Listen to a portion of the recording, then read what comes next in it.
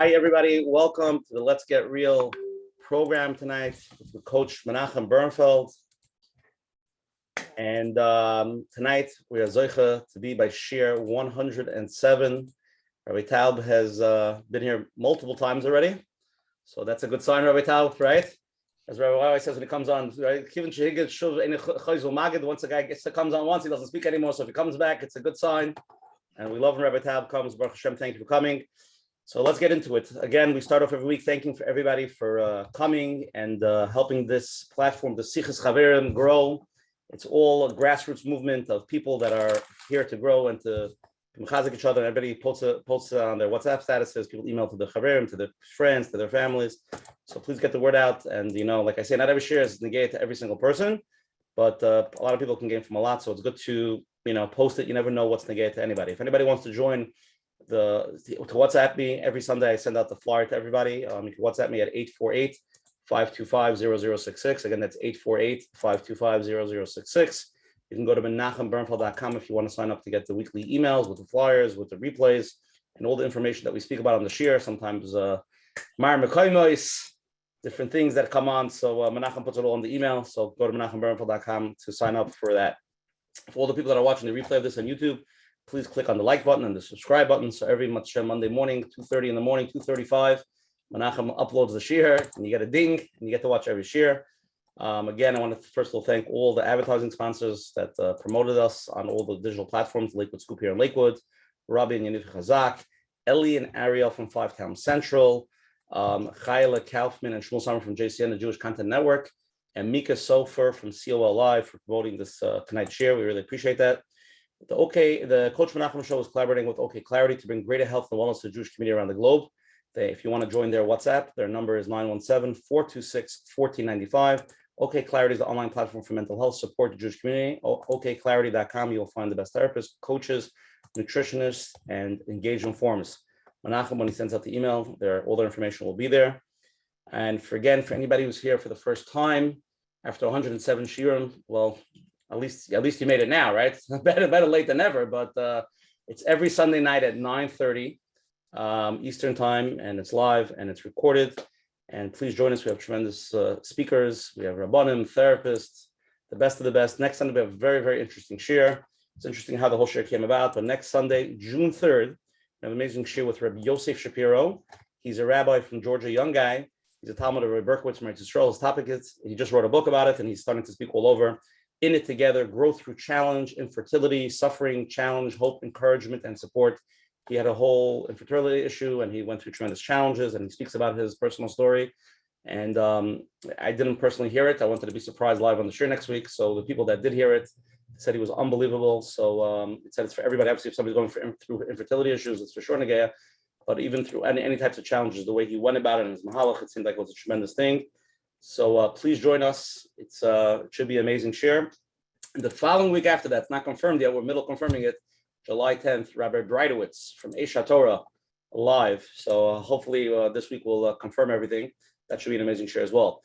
Tonight we have the schus and honor of having Rabbi Shais Taub, world famous speaker, and we'll get into him in a minute. I'm going to put him on the side. Tonight should be an evening of chizik, and it should be inspiring, and we should take a lot out of it and grow together. And we're going to start off first with Coach Menachem Bernfeld. Coach Menachem Bernfeld, what are we doing here tonight? Zog, open it up. Thank you very much. And I want to welcome everyone to share number 107. And thank you everyone for sending in the emails. And the truth is tonight is a heavy topic. It has a long title. And I think everybody was focused on something else.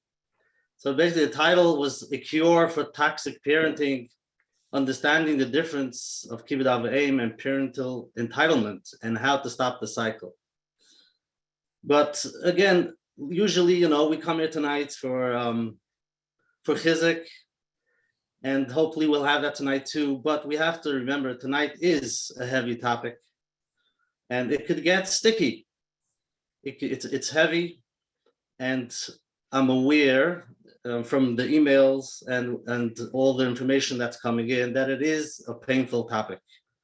So even before, there are people that are suffering So I do want to thank you all for sending in the emails and all the concerns and the questions that came in.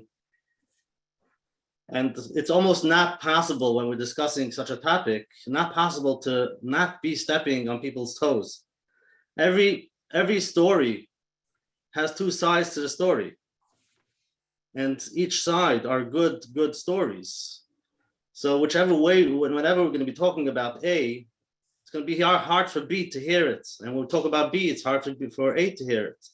So we just have to keep that in mind. And again, we're here to learn, to come with an open mind.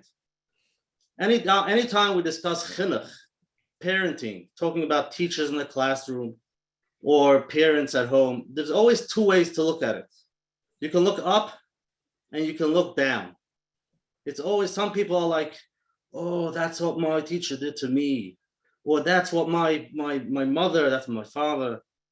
Or we can look down and see, if I'm a teacher, what can I do different for my students? What can I do different for my kids?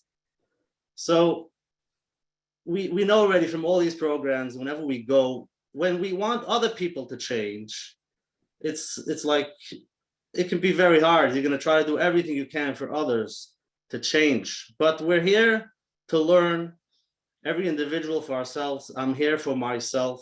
And I can look, what can I do? What could I do to make things, to learn, makes things a little bit easier, to figure things out, instead of looking out and seeing what's going on around me in the world. So that's a very important, anytime we talk about parenting or chinuch. But before we start, I just want to mention, we're sitting here in the program, we need to create a safe place where we're going to bring on, we try to bring on topics that have to come onto the table, sometimes not so easy, but to be able to not to blame.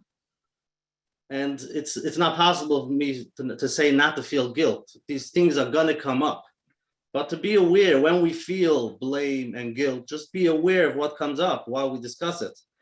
And most important, to sit here with compassion, an open mind, and to see what are the small steps that we can do to change. So we have the honor to have with us Rabbi Taub, Rabbi Shais Taub, which deals with this a lot, and especially now with his course, he has a lot of positive feedback of many that took the course and said that it mamish, saved wherever they are, whether it's in parenting or in chinuch, which we'll hear about the course later. So my tefillah is to Hashem that we should be able to sit here with an open mind, with compassion, and to see what we can take to help those who we deal with, whether it's a teacher in the classroom or a parent. And Emetz Hashem, with that, small changes, we can slowly change the cycle of Emetz Hashem. Shkoyach. Coach Menachem, beautiful opening. Tonight's share, we're going to learn for a few different things. First, we're going to do for Fu Shlema, for a friend of ours, Sarah Bas Yeta Liba, should be a Fu Shlema for her. And it's my wife's grandparents' yard site. Her grandfather, who was nifter a few years ago, Zeb Ben Francis, and his wife, my wife's grandmother. Next Sunday is her yard site, but we're going to learn tonight's share. It's going to be such a chizik for Klal Yisrael, for Leah Bas Moshe, and Menachem, all the thousands of people that are going to listen to this. Should be a schus for them. Rabbi Taub, your camera looks great. I like this, is much better. Can I just lay down a few things before we get started, Rabbi Taub? Yeah, let's hear the ground rules. Can I do a little pre-opening? Yeah. So before we start tonight's share, when we sent it out, we got a tremendous amount of feedback. And there's obviously, it's a very sensitive topic because there's a lot of cases where the parents are disconnected from the kids. Sometimes the kids disconnect from the parents disconnect from the kids. And we discussed a little bit with Rabbi Taub before the share. So tonight we're trying to all gain from tonight's share to help us parent better, to help our children. That's the goal of the share, basically. So that's when I clarify it.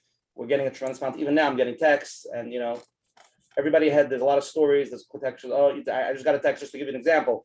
My parents were so horrible to me. They did such terrible things. Why is there even discussion? They're just horrible. Finish. And we understand that. And Rabbi Taub will will definitely lay the ground rules of what we're trying to accomplish tonight and what we want to get out of tonight. And Menachem, we did discuss Rabbi Taub of doing a follow-up share. We want to do a share for people that really, are dealing with those particular parents, we're talking about older or that are alienated, we are going to do with Menachem down the road a follow-up share with Rabbi Taub to get into the crux of that type of stuff. So we're not discrediting it, but it's not really tonight's topic. Tonight's topic is how to really, the title was how to stop the cycle and how to, for us to parent better and help ourselves. And I'm gonna give it over to Rabbi Taub, and then I'm gonna explain about Rabbi Taub's also parenting course, which we'll get into that in a minute. But Rabbi Taub, I'm gonna read your bio, and I want you to lay out first the rules, what we're here tonight for, and the opening. As long as you need, let's make it happen. Rabbi Shais Taub is a world-renowned teacher, speaker, and author on topics of Jewish spirituality, and is an application to our daily lives. He's the director of the Torah website, soulwords.org, and a scholar in residence at Chabad of 5 towns. And Rabbi Taub, you have a much bigger bio than that, but I will not read it because I don't want to take away from the mile of tonight's shir. I don't want to take away a second. So Rabbi Taub, take it away. Thank you. Thank you very much, Rabbi Asher. It's an honor to be back.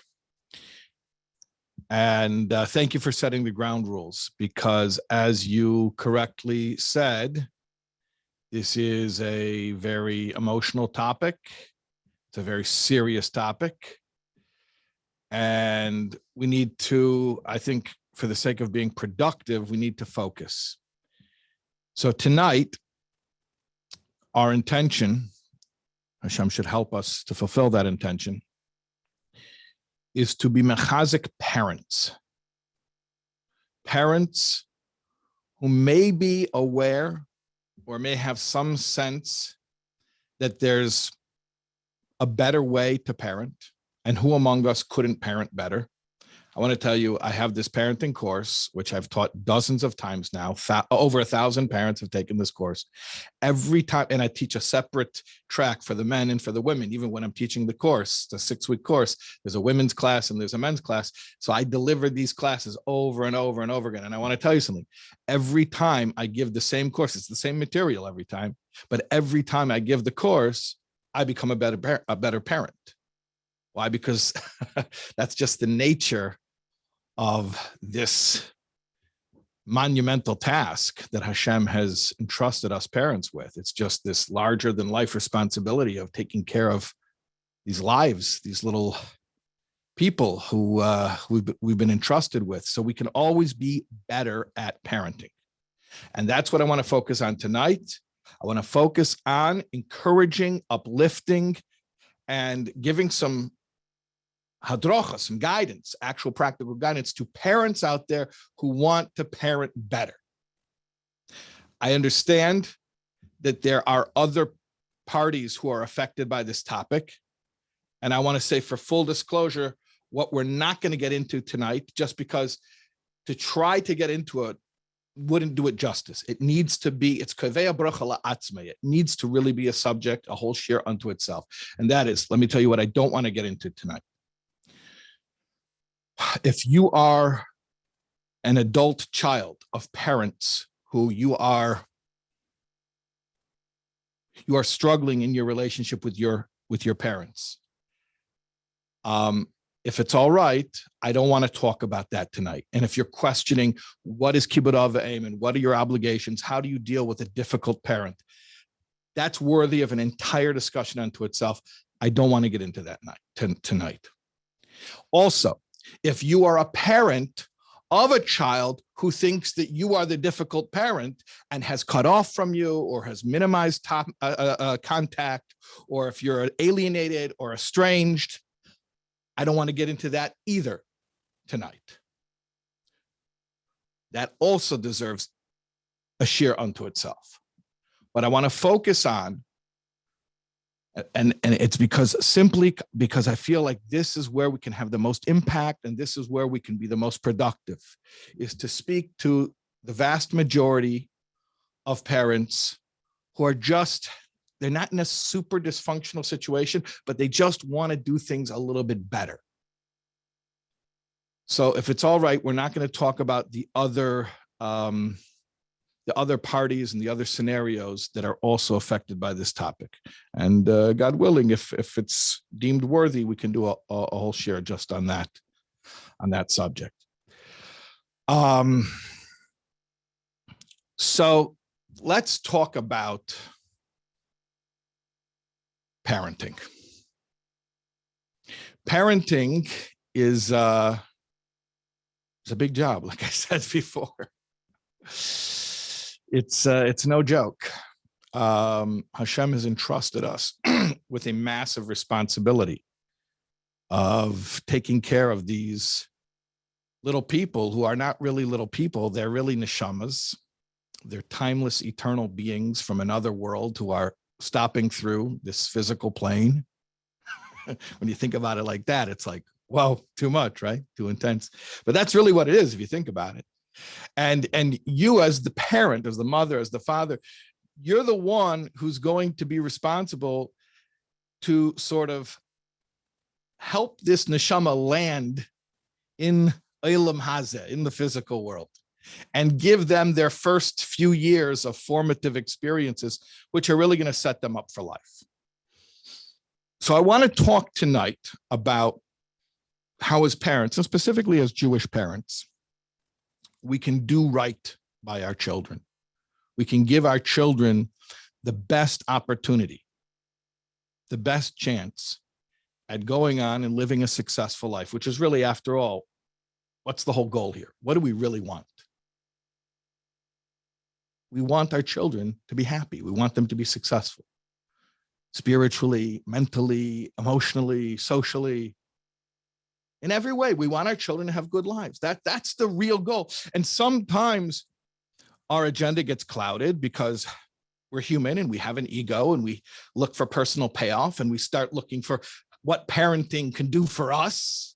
You know, we start looking for the validation, the nachas, that I want to feel a certain way because of the way that my children look or behave or are seen. But all of us, I really do believe all of us really know in our heart of hearts that that's not what it's about. That's not why we became parents. We didn't become parents in order to, for the money, the fame, and the glory. Trust me, if that's what you were after, there are much better ways of getting covered than to become a parent, okay? We became parents because it's a mitzvah, and the mitzvah is take care of these people and give them the best possible start in life so that they can go on in life and achieve something. And if you believe there's an Eibush there and there's a Torah and that the world was created for a purpose, that is part and parcel. What does that mean? A child that goes on to achieve something. It means they achieve their shlichus in life. They achieve the purpose for which their neshama came to the world. And it's our job to facilitate that. So how do we do this? I'm going to tell you the occupational hazard of every parent. And that is, there's this confusing thing called Kibud Avaim. Kibud Avaim is confusing. You know, I often find that when I'm discussing a topic with people, doesn't matter what the topic is, that the biggest impediment to internalizing the message is when somebody takes the topic and applies it to somebody else. So if it's a shalom bias class, let's say, you know, it's the husband who listens to the shalom bias class, and at the end he says, you know who needs to hear this? My wife. Right, of course, my wife. Kibud Avaim is your child's obligation. That's between them and Hashem. Kibud Avaim is a mitzvah that's between you, between your child and their creator. Okay. But as far as us as parents, what is our relationship to Kibud Avaim? I understand. There's a very real obligation. It's a real mitzvah. It's a real thing. Kibud Avaim is no joke. It's no joke. It's not only one of the Tayyag mitzvahs, it's one of the Seres HaDibros. It's a real thing. But that's your child's mitzvah. We're not going to do ourselves any good looking into other people's obligations. Let's talk about what we can do. Let's talk about our obligations, our responsibilities as parents. So here's what I want to tell you. And really, if I could sum up my whole point in one sentence, it would be a Maimer Chazal of a meichel al kavede mochel. A father who forgoes the honor that's due to him, and it is most certainly due to him. It's a mitzvah. And yet, a father who forgoes the honor that is due to him, the honor is released. The child does not have to, the child is not accountable, is not obligated to give that honor. This is a Gemara in Kiddushin, but it's also halacha. It's brought in Rambam, Mishnah Torah, Hilchos Mamrim. The Rambam spells it out very clearly. He says both sides of it. He says, Afal pi shebekach nitztavinu. Even though we were ordered, we were commanded to do all of these things. What are all these things? All the chiyuvim that he outlines in the perek that a child has to do for a father or a mother. Nevertheless, it is forbidden on the parent to make the yoke excessively heavy, and to be meticulous, to be demanding about the honor that's due to them, that they shouldn't, the parent shouldn't bring the child to a stumbling block. Ella rather, says the Rambam, Yimchol, he should forgive, he should fargin, Yesalim, he should ignore, Sha'ov, Shamachol, Al Kavede, Kvede, Machol, a father who forgoes the honor due to him, it works. And of course, this is brought in Shulchan Aruch, and Yeredeya, in Siman Reish Mem, where it talks about Kibud Ava Aim. It says again, the Lashon Osir, Osir lo Odem lahachbid ulei albanav. It's forbidden to put a heavy yoke on your child. Uledaktik bechvede. Same thing with the Rambam says.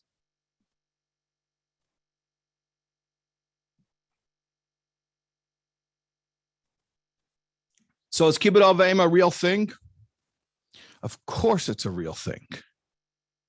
Was Hashem serious when he said, thou shalt honor your mother and father? Of course. But you as a parent have to be very careful when you play that card. Not to chas v'shalom bring your child to a michshol, to stumble, chas v'shalom. I'll tell you a very powerful vort from the Agra de Kala. It's a Siddish Sefer from the Dinever Rav, Rabbi Tzvi Elimelech. So he says over there, an incredible explanation about how tshuva works. He says something very interesting. He says, Hashem made laws. Hashem was serious about his laws. And then in the end, he lets you off the hook. So he says, it looks like his laws aren't serious. If he meant it, why did he, if he meant it, why didn't he enforce it? Why did he let you off the hook? So the Agra de Kala explains like this. He says that the Eibishter is doch Avinu Malkeinu. Mitzad, the Eibishter, als Melech. We know the din. The Gemara in Ksubas says, Melech shemochel al kvedei, ein kvedei mochel. Sorry, nothing I can do. My hands are tied. I'm a Melech. I can't forgive you. However, the Agra de Kala says, like the Gemara in Kiddushin says, of shemeichel al kvedei mochel. So the fact that Bonim Atem LaHashem Alekeichem, you are the Jewish people, are called Hashem's children. So then he could be Michael, and tshuva can work. So the entire concept of tshuva, the entire concept that we can be imperfect children of Hashem, and it won't condemn us, it won't doom us. The fact that we can come back from our mistakes is why? Because the Eibishter is a tate, and what power does a tate have? He can be Michael. And this is the din. And not only he can be Michael, but also it is forbidden to be excessively heavy and to be medactic bichved. So that's the premise here, based on Chazal and Rambam and Shulchan Aruch. And we see that this is how Gedolei Yisrael were mechanech their own children. I think that there's a lot of concern that a lot of people have, rightfully so, that secular ideas, non-Jewish ideas, foreign ideas have infiltrated our community and tainted some of the purity of our ideas about everything in life, including parenting. And I think it's a valid concern. It's a very valid concern. And I hear people who are worried, what is this new thing that you have to be nice to your kids? That's not how our parents were. They weren't nice to us. What is this kibud avim? You have to stand on you have to demand your honor. What is this newfangled thing? This is a foreign thing. This is a secular thing. So I want to assure you, the idea of being gentle, compassionate, forgiving, flexible, and dafka not standing on that trump card you have of kibud avim is totally, authentically Jewish. It's not some new thing. It's not some liberal thing. This is authentic Judaism. And it's healthy and it's good and it's nurturing and it makes our children strong in every way, including in their Yiddishkeit. I'll tell you something. The Chofetz Chaim. What kind of a father was the Chofetz Chaim? Whoever thought about the Chofetz Chaim as a father? Well, I'll tell you. Chofetz Chaim had children. His Bechoyer was named Reb Yisrael. His name, the Chofetz Chaim was Yisrael, was named Reb Aryeh Leib. And he was a Rav. Actually, in Radin, he was a Rav after the Chofetz Chaim. And he put together a sefer called Michtove Bala Chofetz Chaim.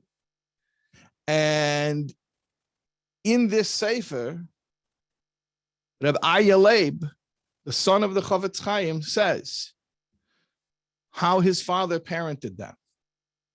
And he says, our father treated us ke'achim, like brothers.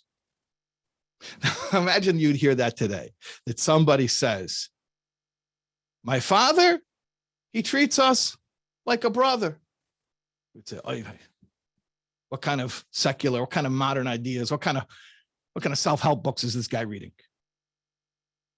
But this is the Chofetz Chaim. The son says, our father treated us like brothers. He said he never spoke harshly to us. Everything was with chiba, with ava, benachas, gently.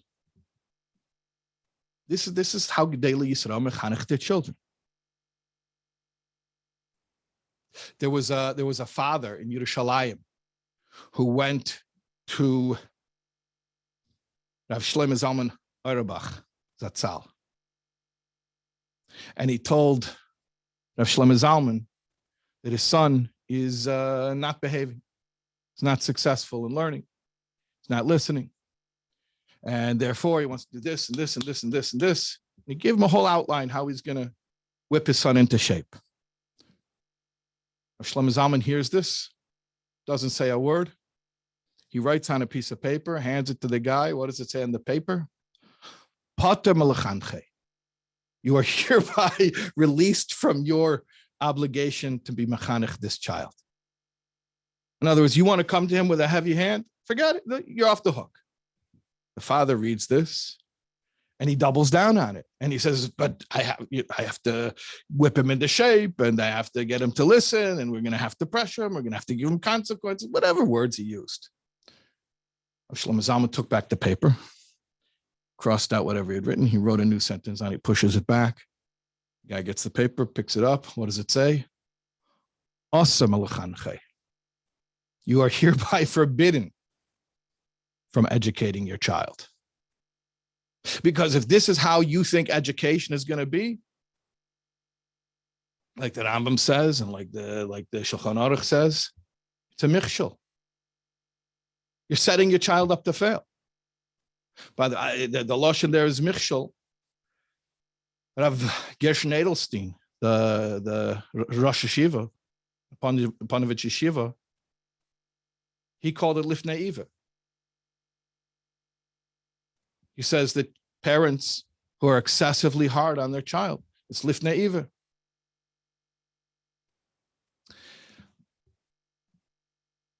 You know what Rav Eliashiv said?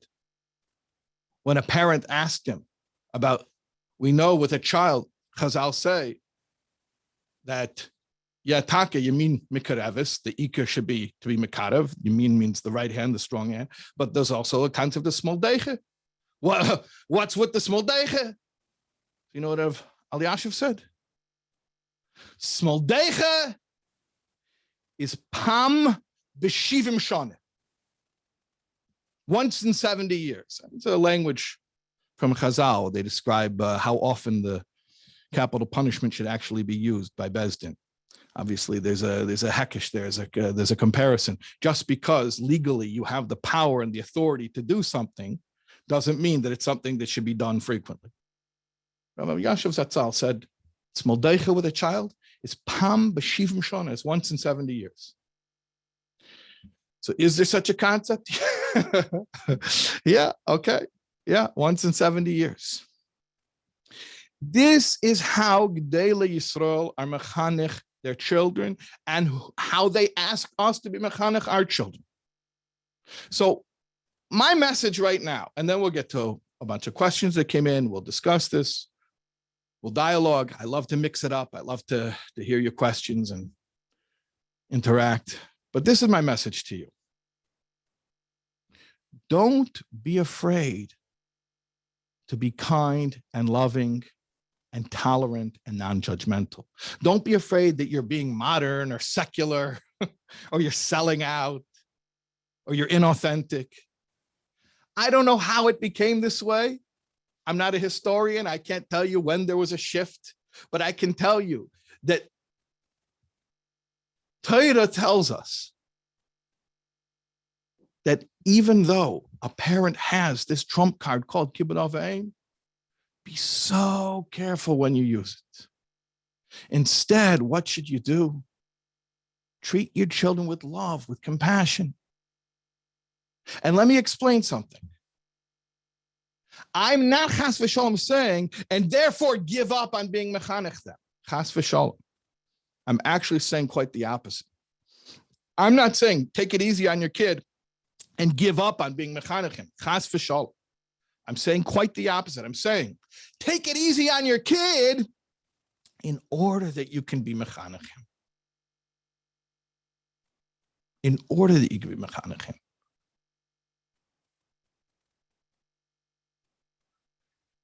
Rav Gamliel Shlita says that the best way to have hashpah on your child is through chiba, is through ava.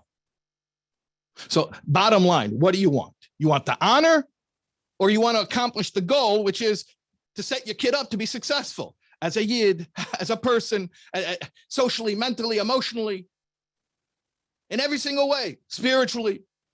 What's the goal? To get the honor, or that your child should grow up to be strong and confident and to be able to be a Naivad Hashem and an Elech Yid and to be happy in life and successful and be happily married and to raise happy children of their own?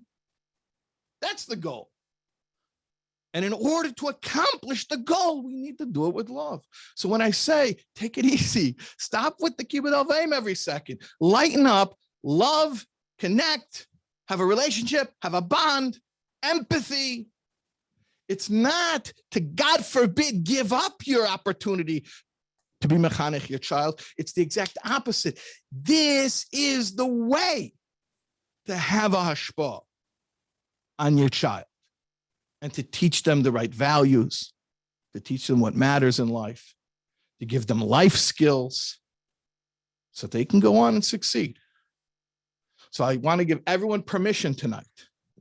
I want to give you holy Jews a permission right here, permission slip. The Kibud Avayim card, you could whip it out. In case of emergency, break glass, whatever the emergency is, I'm not even sure what would constitute an emergency.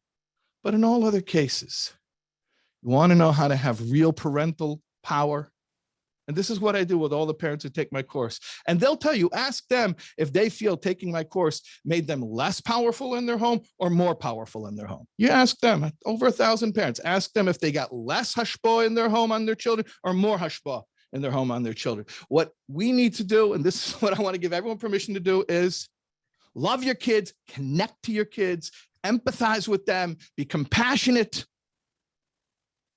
validate. And in this, you will see that your power as their primary teacher in life is going to flourish. It's going to blossom. And they're going to be asking you for advice. And they're going to be asking you to tell them, to guide them what's right and what's wrong. And they'll be looking more to you for guidance than to their friends. But the bottom line is people don't care what you know until they know that you care. I wish it weren't true. But people don't care what you know until they know that you care. And that's how children work. When they feel the bond, when they feel the love, when they feel accepted.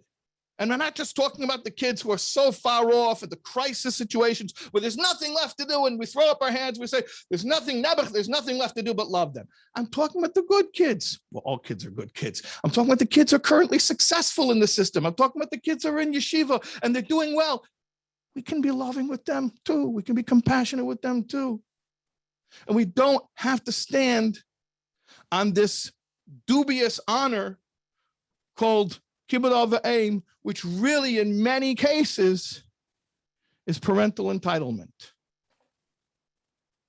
I would not want one parent to make a mistake and think that they were doing the right thing, they were doing the holy thing, they were doing the Jewish thing, and standing on that and demanding that kavod, and in so doing, forfeit the relationship with their child, forfeit the hashpah they have on their child, forfeit the holy obligation they have to actually raise this child and educate this child. So here's what I'm saying. Let's be mechanech our children like the Torah and Gedei Yisrael through the Doiros have done, with love, with empathy, with compassion, to be mekadev. And we're going to see hatzlacha in our parenting with Hashem's help. Great, Rabbi Taub. Beautiful. Okay, let's get into it tonight. Again, everybody's here. Anybody has a question, please text on the chat over here to Usher Parnas. Live questions go first. We're zoichet to have Rabbi Taub over here tonight with us, who wants to have the questions, who wants to clarify these points, and especially when we're dealing with different angles, how to take that, what he just said. Let's do the poll now, and then we'll talk about your parenting course, and then we'll get into the questions, okay? Sure. Let's do that, okay. Two interesting questions. Here we go. First question. Are you parenting your child the exact same way that you were parented? Yes. No, trying not to, but it looks like I am, or the opposite way. I wish I could be as good as they were, but I'm not able to. So again, either yes, no, trying to, but it looks like I am copying, their negative ways, or I wish I could be as good as they are. The second question. Do you think that poor parenting has an effect on children later in the life, or do you think that people exaggerate this as an excuse for their own problems? Three possible answers. Yes, absolutely. It affects them more than people could even imagine. Two, partially, but generally people exaggerated them for excuses. Or three, the way you parent has not affected them in the long run. Answer those two questions. It's anonymous. Want to get a feeling from somebody, it's from the crowd. And while people do this, I'm gonna talk about Rabbi Shais Taub's parenting class for a minute. It's still all vote. So Rabbi Taub was doing this parenting class for a long time. He has over 1,000 plus parents that are doing this. You can go to soulwords.org/parenting. He's giving for everybody in the Let's Get Real program for the next few days 10% discount on the program. It's Get Real 10. I think there's a discount if the husband and wife do it together, Rabbi Taub. Is that correct? There's a few discounts. There's a discount if both parents do it, but I think there's a special coupon code for you guys. Right. So Get Real 10, and it's stackable. Stackable. Stack them all on. And if you go to a certain website. I learned that term from my friend Dan Elif. Dan, right? Dan's Deals. So you go to Dan's Deals. You'll find that Rabbi Taub owes you money for the parenting course. So we'll use some coupon code. Also it's separate for men and separate for women, and the reason for that is because there's a little different mahalchim between parenting men and women, and also the biggest mile of the whole thing, what I'm hearing from people, is that there's a WhatsApp chat that all the participants, as they start implementing some of the skills, they text, and Rabbi Taub is on those chats. So that's why there's also one for men and one for women. So it's supposed to be an unbelievable thing. I don't think it's so expensive. It's definitely something that if anybody wants to better their parenting, should definitely join. And with that intermission, we'll go back to the poll. Okay, Rabbi Taub, here we go. You ready? Gonna share the results with everybody. I'm very curious, by the way. Like, I actually don't. A lot of times you make a poll and you're like, you know what it's going to be. I actually don't know what it's going to be. Are you parenting your children the exact same way you were parented? Only 5% of people say yes. Wow. 70%, the number one answer by far is no. They're not parenting. And this goes into a word that I heard once, and I say it, and people love it. They always say that the grandparents and the grandkids have the best relationship. Because why? Let's say the grandfather was a gevir, the son spent the money, and now the anical has to earn it back. So they have, whatever, it goes in the same thing. But it's always like that. You always skip a generation. So that's why, we don't parent like our parents. No, and then their kids say, no, we don't. So they parent like the Zetas. 18% trying not to, but it looks like I am parenting like my parents. And only 7% I wish I could be as good as they were. So by far, 70% of people here tonight do not believe that they're parenting like their parents, whether for good or bad. Do you think that poor parenting has an effect on children later in their life? Or do you think that people exaggerate this as an excuse for their own problems? Okay, by far, 85% of people say yes, absolutely affects them more than people can imagine. So everybody here tonight believes that how you parent your children is definitely going to affect them in the long run by far. Only 50% say partially, but generally exaggerated for excuses. And 1%, probably somebody clicked it by mistake, it doesn't affect them at all. So probably that was like, a typo. No. So Rabbi Taub, what do you say to these results? I'm surprised that so many people said no, they're not parenting like their parents. That's interesting. I'd like to find out more about that. Is it by design that they're not doing it, or it just worked out that way? And I was surprised, but I'm pleasantly surprised with the second question, that so many people understand that childhood and the way people are parented during childhood really does have a huge effect on them. That's good. I'm actually pleasantly surprised that 85% of people realize that. Yeah, pretty. Listen, you have to realize, Rabbi Taub, people that come to the shir, growing people, they heard enough shir, but they know that how important it is. Okay. Let's start off with a live question. And I have a lot of questions that came in. Again, live goes first, but let's start off with a few live. I have a few. We'll jump into it. Okay, you're on first. Hi, Rabbi Taub, thank you so much. I wanted to know, for those of us whose children are grown, and we didn't have this wonderful consciousness that you are describing. Some of us thought that our job was to be more of a mashgiach on our children. Some of us might have been parented with shame, and we just didn't have proper role modeling. Some of us might have even been children of Holocaust survivors. People who did not have those skills and clearly made mistakes and now realize it. What about our children who are now grown? Are there things that we can put into motion to make things better? Thank you. Okay, that's a wonderful question, and it's a question that shows a lot of wisdom, as well as humility, a willingness to grow. So I just want to unpack the question a little bit. I've got people who know me know that I enjoy questions more than answers. The answer is like a bonus, but the questions are, the real geschmack is the question. Yeah, you mentioned something in there about maybe you parented your children with too much kibud because that's how you were parented. And you also mentioned that maybe your parents were Holocaust survivors. I think we need to acknowledge that. We need to acknowledge that a lot of times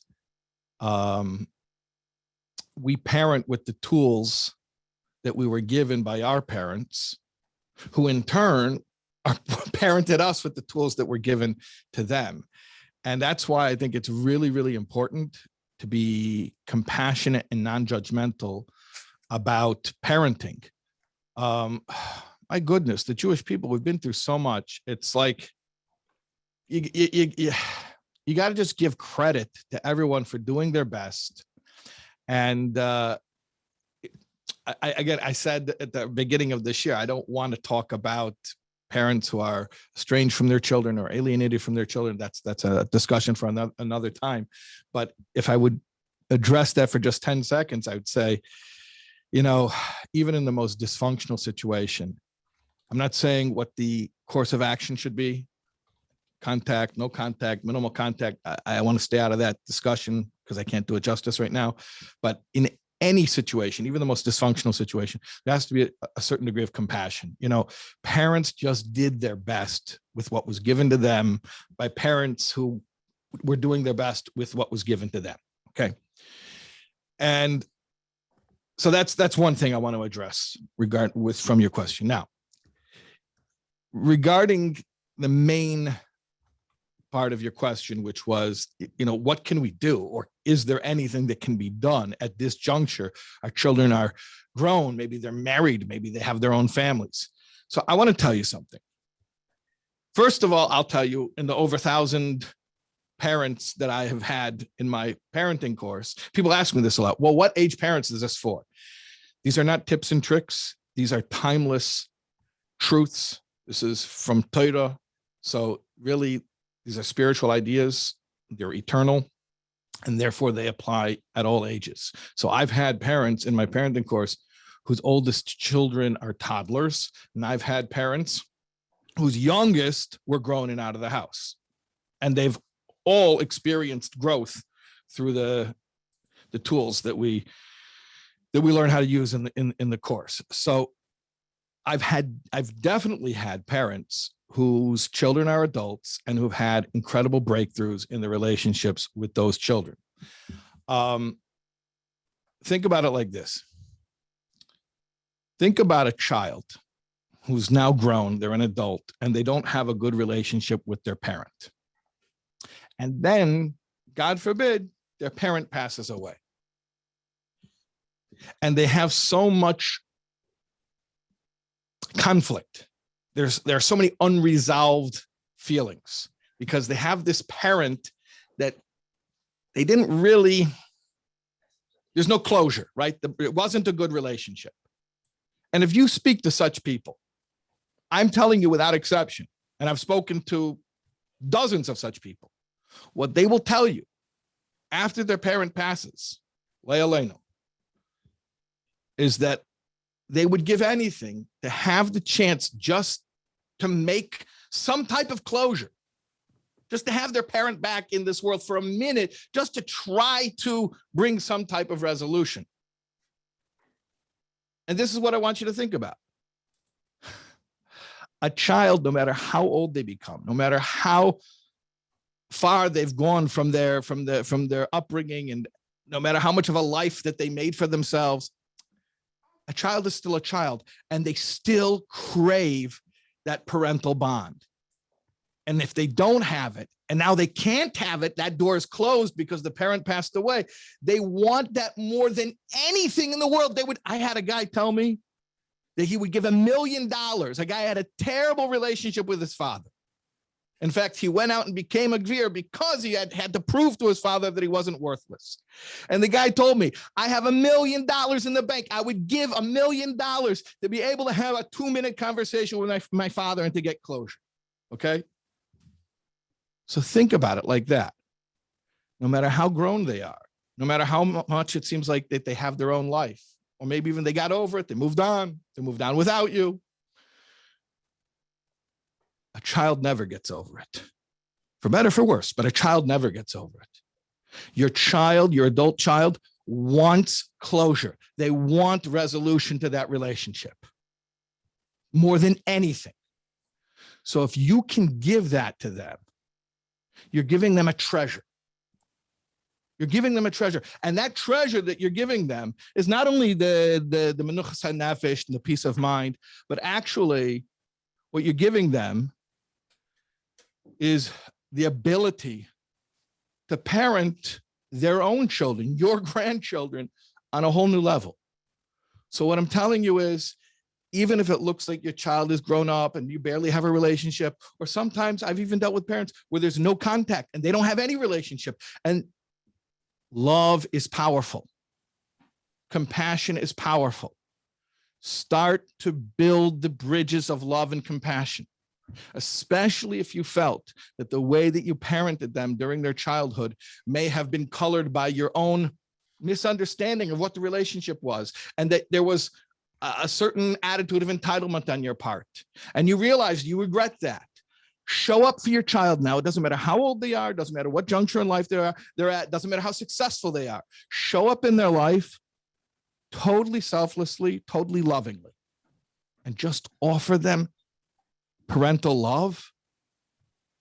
And I promise you, they will want to accept it. Now, sometimes they've been burned. They don't want to be made a fool of. They don't want to get their heart broken. They don't want to get disappointed. They don't want to go down that road again. So we have to win back their trust. But you can win back their trust. Just like we lose someone's trust through repeated behaviors, we can regain their trust through repeated behaviors. If our motives are sincere, if our motives are clean, we can rebuild that bond. But I just want to add one more thing. This is sort of like an expert level concept here, a little bit abstract, but I think it needs to be said. You have to really go to it from a selfless place. And by selfless, what I mean is, and I believe as a parent, we have a God-given ability, a superhuman ability. The Eibishter gives us certain koyach to do this. It's not a normal thing, but we can do it because the Eibishter gives a certain power to a parent. I believe you can do this, and you will do this. You go to your child with no agenda of your own, with nothing for you at all to be gained, not even your own peace of mind. In other words, sometimes the parent of the adult child comes along, shows up in his life, and tries to rebuild the relationship, but the underlying motivation is the parent is just racked with guilt, and I need my child's forgiveness to get over the guilt. Then it's not going to work, because now you're just trying to take again from your child. That's where the problem came from, was the entitlement and the taking from the child. So now you're showing up in their life again, trying to take from them. This time, what are you trying to take from them? I want your forgiveness. I want the resolution so I can sleep. No. It's not so I can sleep. It's so you, my dear child, so you can sleep. I'm showing up like a real father, like a real mother. You know what a real father or what a real mother is? Mesiras nefesh. I got in trouble first time I was on this show. I said that marriage is Mesiras nefesh, and everybody got upset. I'm going to say it again, though. Parenting is Mesiras nefesh. I'll tell you, by the way, there's a sefer, Halekach v'Halibov, from Rav Avram Shor Shlita, who's the son of Gedalia Shor Zatzal. And he says over there that the main objective of chinuch is shiargishu habonim ho'ava hagdela, that the children should feel the intense love sheyesh lohedim livneim, that the parents have to their children, veshehem, and that they, the parents, muchonim, are ready lahafker kol asher yesh lahem bavuram. The parents are ready to give up everything they have for their child's sake. Now, I want to ask you, what parent, a teva, it's just instinct, what parent, what healthy parent isn't ready to be mafker everything for our children? We'll do anything for our children. We'll give up everything. The Eibishter implanted a certain nature in a father and a mother to be ready to be mafker everything for our children. So here's the good news. Show up with that spirit of selfless, altruistic giving. Show up in your adult child's life and say, and not only say, but really convey through you give off energy. You can't lie to people. People can feel, people can feel your energy. Show up in their life. I'm not here to get anything from you, not even to get from you the peace of mind to resolve my own guilt about whatever parenting mistakes I made. I'm here, my child, for you to give you peace of mind. I'm ready to be mafker everything. I'm here as a selfless parent, and I'm really, really ready to give you everything. And I promise you, I've seen it. It works, and it is so healing. Rabbi Taub, let's get into some questions over here. They're like very practical, like hands-on. Probably a lot of people can relate to this. My relationship with my child, who's 18, is very strange, and they avoid me. I did everything for them, and now I don't have a relationship with them. What can I do to rebuild a relationship with my teenage / going into adulthood? Okay. So I hear that. And I don't have this person to talk to, so I can't ask them more questions. But they say, I did everything. What is it? I did everything. Can you read it again? I did everything for them. I did everything for them. Okay. So here's what I'll tell you. I'm sure that the person who's writing this question did. I'm sure that they did. But that's not all that parenting is about. Sometimes we as parents, we think about the practical stuff. And the practical stuff is very, very, very important. It's essential. A child who doesn't have food to eat, God forbid, can't learn, can't grow, can't function. A child who doesn't have clothing, clean clothing, nice clothing, have a bed to sleep in, some privacy, a drawer to put their stuff. A child who doesn't have the toys to play with. Obviously, there's a parental duty to provide for our children in the practical sense: food, clothing, shelter, whatever it is. I think, though, sometimes we forget that in addition to that, and parenting is hard. No question, it is hard. In addition to providing all that, there's also the relationship. There's the parental bond.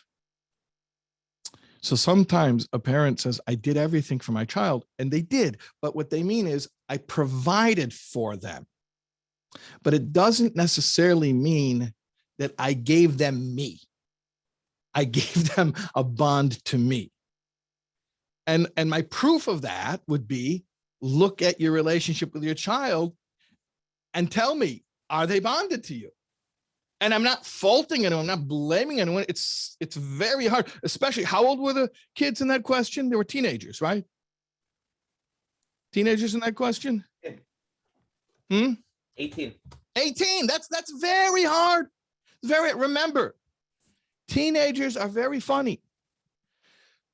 They're not children anymore, but they're not adults. They're not independent, but they're not really totally dependent. And the goal of being a teenager is to get to adulthood and to become self-sufficient and to become independent. But as they're learning the skill, it's like when a toddler is learning how to walk, they're very clumsy, they fall.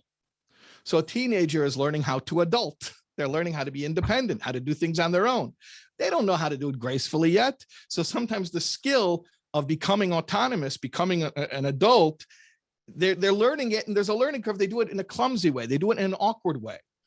And what they do is, totally unnecessarily, but they do, and it's very common for teenagers, in a quest to try to separate themselves from the family and get their own identity, which is a good thing, which is a totally good thing and a necessary thing, but they do it in an unhealthy way or in an awkward way because it's a new skill for them that they haven't mastered.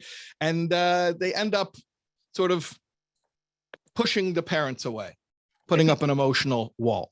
So what I'm saying is, it is definitely challenging, but it can definitely be done.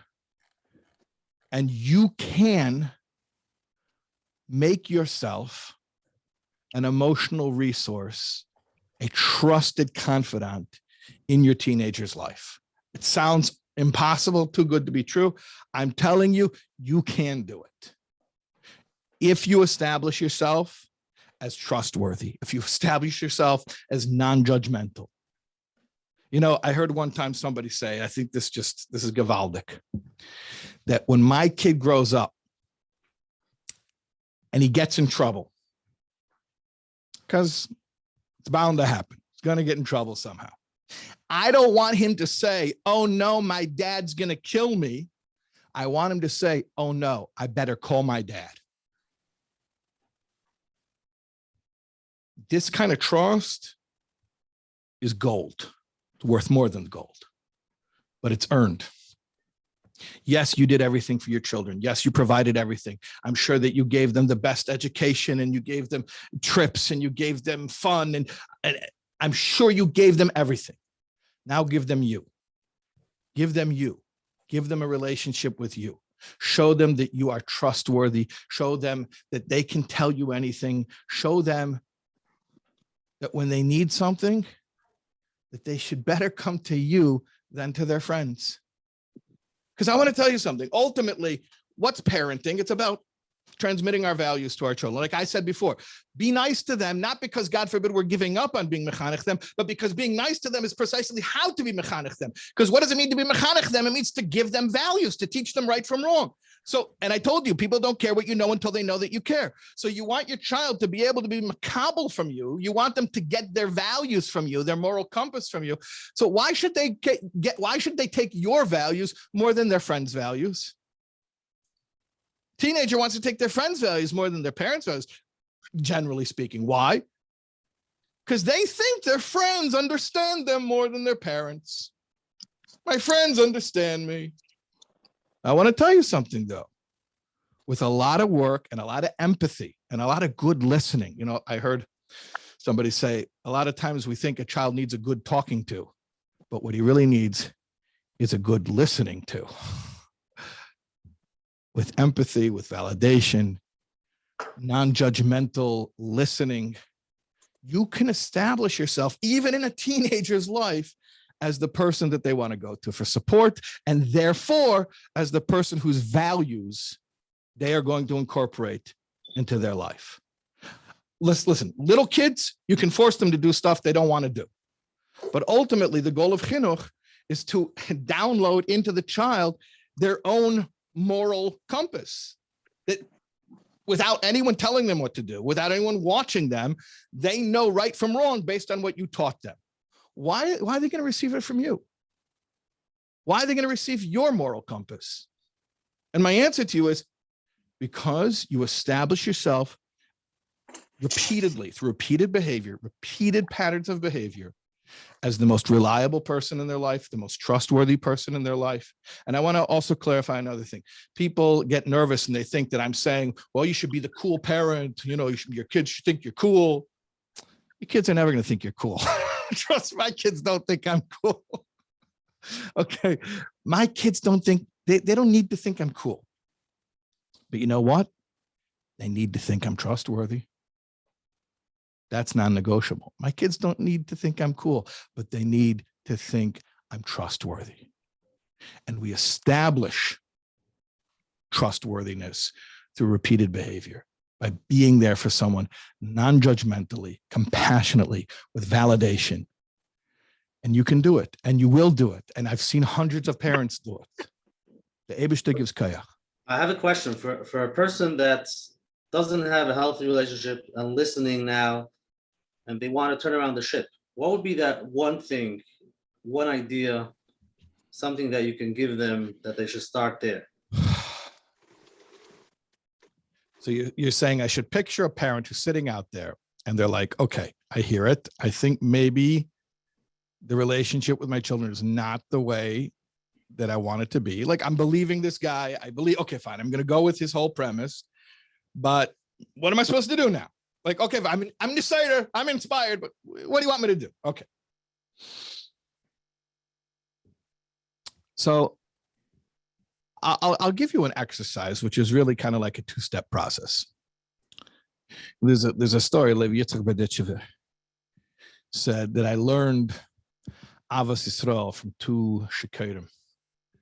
Said he was in a kretschma. In the old days, the kretschma was like, that was the center, that was everything. A lot of Yidden had inns, taverns. That was because they couldn't have other businesses, so they would rent from the poritz and they would manage a tavern. So it was the bar where the local drunks would drink, but it was also a place where you get water and hay for your horses, and it was a place where travelers would stop.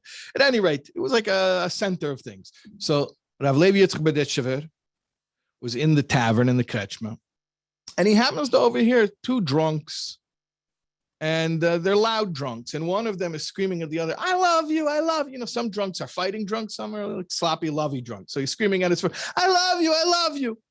And his friend starts screaming back at him, no, you don't love me, you don't love me. No, I love you, no, you don't love me. And they're going back and forth like this. Levi Yitzchak was listening to this.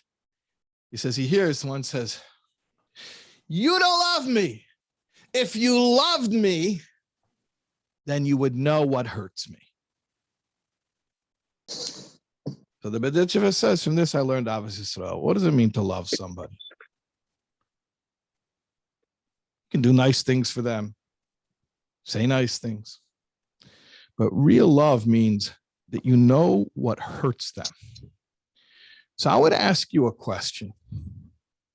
When you're up at night, when you're up at 3 a.m. worrying about whatever you worry about, you know what keeps you up at night, worried. Think about each of your children. What keeps them up at night? It's a real question. Whether your child is 6 years old or 16 years old or 40 years old, do you know this is your baby? They're always going to be your baby. What are they worried about? What hurts them? What are they nervous about? They're going into the summer right now. What are they anxious about? What are they working out in their head right now? Now, some parents will answer, I know exactly what my kid's going through.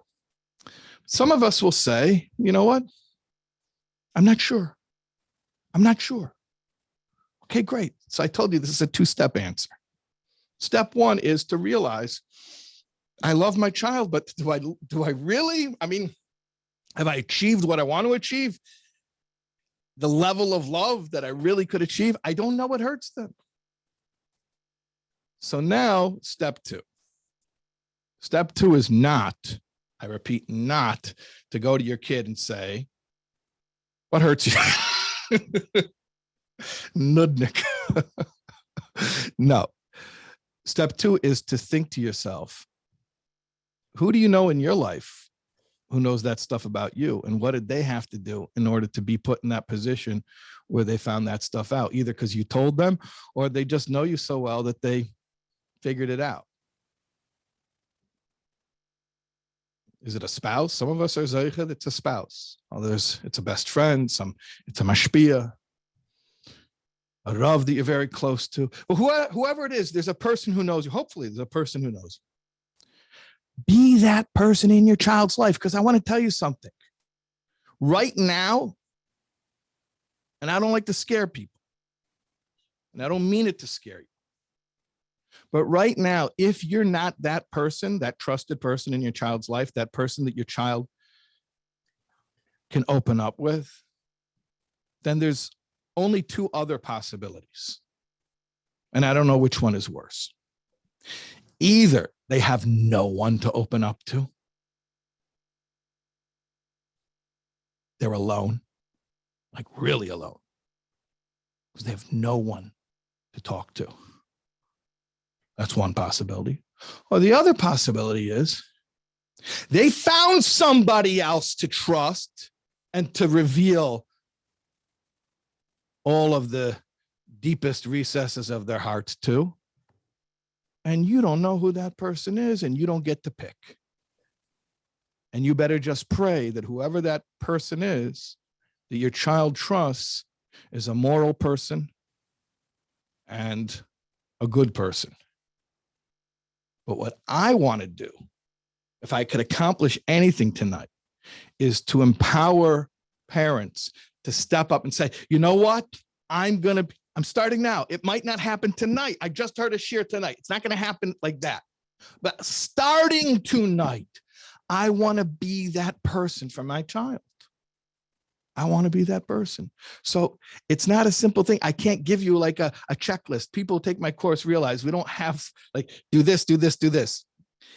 These are concepts, and you have to, and that's why we have the WhatsApp group between classes to interact and to ask questions and check in with each other, so we could figure out in each case how to apply these big ideas.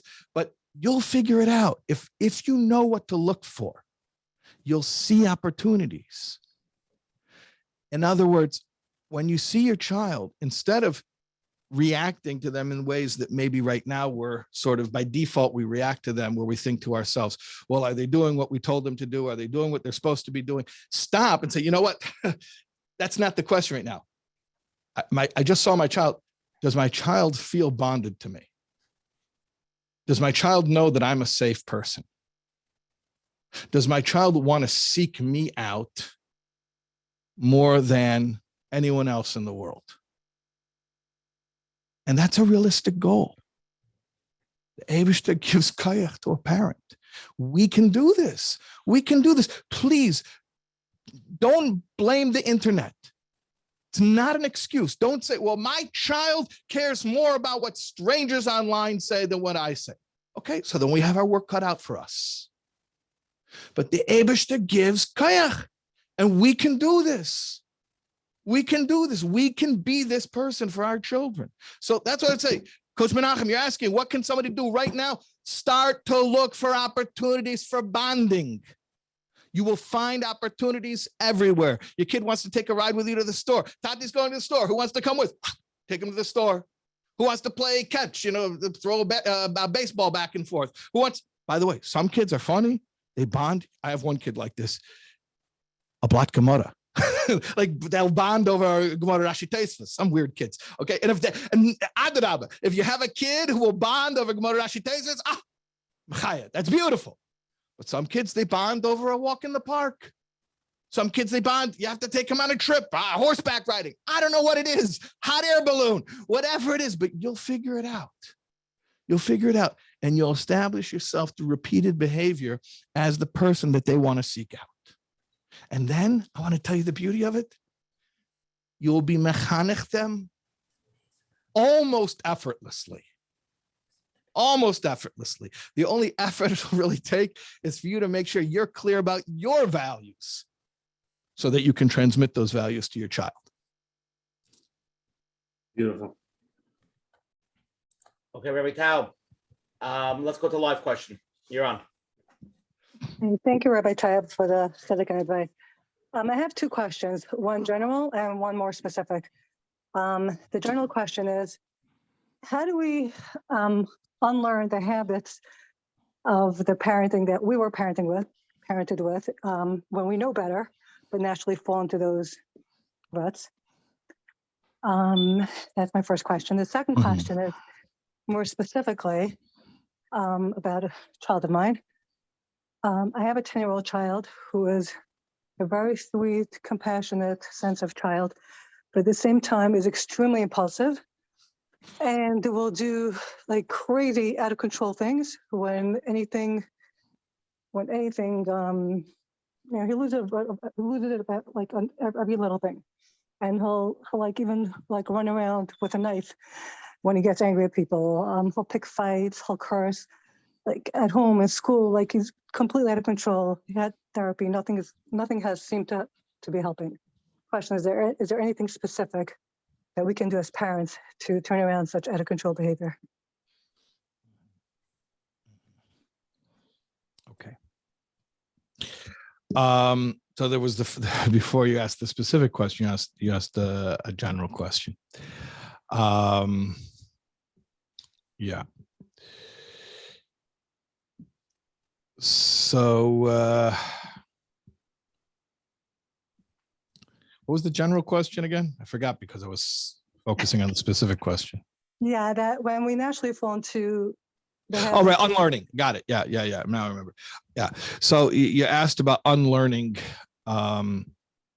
habits. We know better. Yeah. We have information. We have the tools. Yet we, our habits are learned. Yeah. So I'll tell you one thing about my course. This sounds like a constant advertisement, but I do believe in the course because I have over 1,000 parents who say that their home is happier and their children are happy and they're happier. One of the things that we're very big on is this is not about memorizing tips and tricks that you're going to forget a minute later anyway, or you memorize a certain chess move. I call it a chess move. And then your child does something unpredictable and it's like, oh, then all the planning's out the window. This is more about big ideas and very lofty ideas. A lot of them are extremely spiritual ideas. I think that the unlearning is aided by replacing it with big truths. In other words, the habits that you picked up from your parents, and by the way, I just want to add, there's some habits we picked up from our parents which are great and we don't want to lose. So let's make sure that we clarify that. But let's say the undesirable parenting habits that we picked up from our parents. You can be self-aware and say, well, I don't want to do that, but what do I do instead? And to tell you a specific behavior, well, don't do this, do that. I'm not a proponent of that kind of approach. I feel like it just takes a lot of memorization and it never really works out in real life the way that you prepared for it. My approach is, let's learn big ideas, big truths that are always true. And by the way, we do a lot of meditation. I know that might sound funny, but in the course, every class from the 6 weeks has a guided meditation that accompanies the class. And that's because each class has a big idea. And from that class, you're supposed to internalize the big idea. And each big idea is like a shift in thinking about parenting in a different way. And in order to do that, you need to meditate. Meditate is not like sit on the floor and breathe and relax. That's not, it's not Jewish meditation. What we're doing is we're taking ideas and we're focusing on the idea until, I'm not going to go to a whole class about hamakas hadas and being meilad midos, and then we can do that. We can have a Tanya share another time. But the point is that you focus on something until it becomes integrated. So what I'd say to you is, unlearning undesirable behaviors or undesirable habits is half of it, but then what do you replace it with? And the answer is, what do you replace it with? You can't just try to memorize different ways of doing things. Don't do that, do that. What you need to replace it with is a whole new way of thinking. And when you change your way of thinking, then you will intuitively identify parenting choices that are more in line with your values. So it's not an easy fix. It's not like, don't do this, do that, memorize this new behavior, memorize this new sentence to say. It's not so easy. What it is we go deep and we change the way we're looking at things. But once you do that, a remarkable thing happens. And once you have the perspective, you will see, you will identify the appropriate parenting choice in a given situation with a given child. And I should add that you can't memorize these things anyway, because I'll tell you something, with one kid, the appropriate response can vary from one moment to another moment, depending on so many different factors. And surely it'll vary from one kid to another kid. Do you parent all your children identically? I hope not, because every child is different, has their own strengths, their own challenges, their own needs. They're all, and they're at different junctures of their development, some faster, some slower. So memorizing behaviors is rarely useful. What's much more powerful is learning a whole new way of looking at parenting.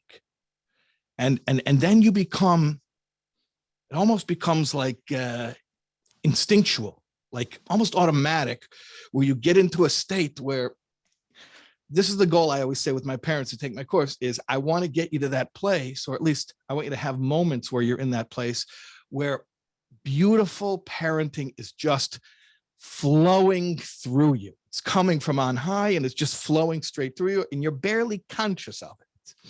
So that's the answer to the first question about unlearning old ways. Now, regarding your specific question about did you say that was your son? I think you said it was your son. And I don't think you mentioned how old he is. Did you mention his 10-year-old boy? He's very sweet and he's also very impulsive. And those two things can go together. It's not a contradiction. I know sometimes people say he's so sweet, but he's a terror. No. I like to use it impulsive, by the way, because it's a non-judgmental word. It's not a negative word. It's a description. Impulsive. Okay. Yeah. That itself was very admirable that you described it that way. And by the way, sweet and impulsive can very much go hand in hand. Chesed, you want to get Kabbalistic, is kindness, but it's also expansion. Sometimes chesed is called gdula, like l'cho Hashem hagdula v'hagvura So gedula means bigness, expansion, and hispashtos.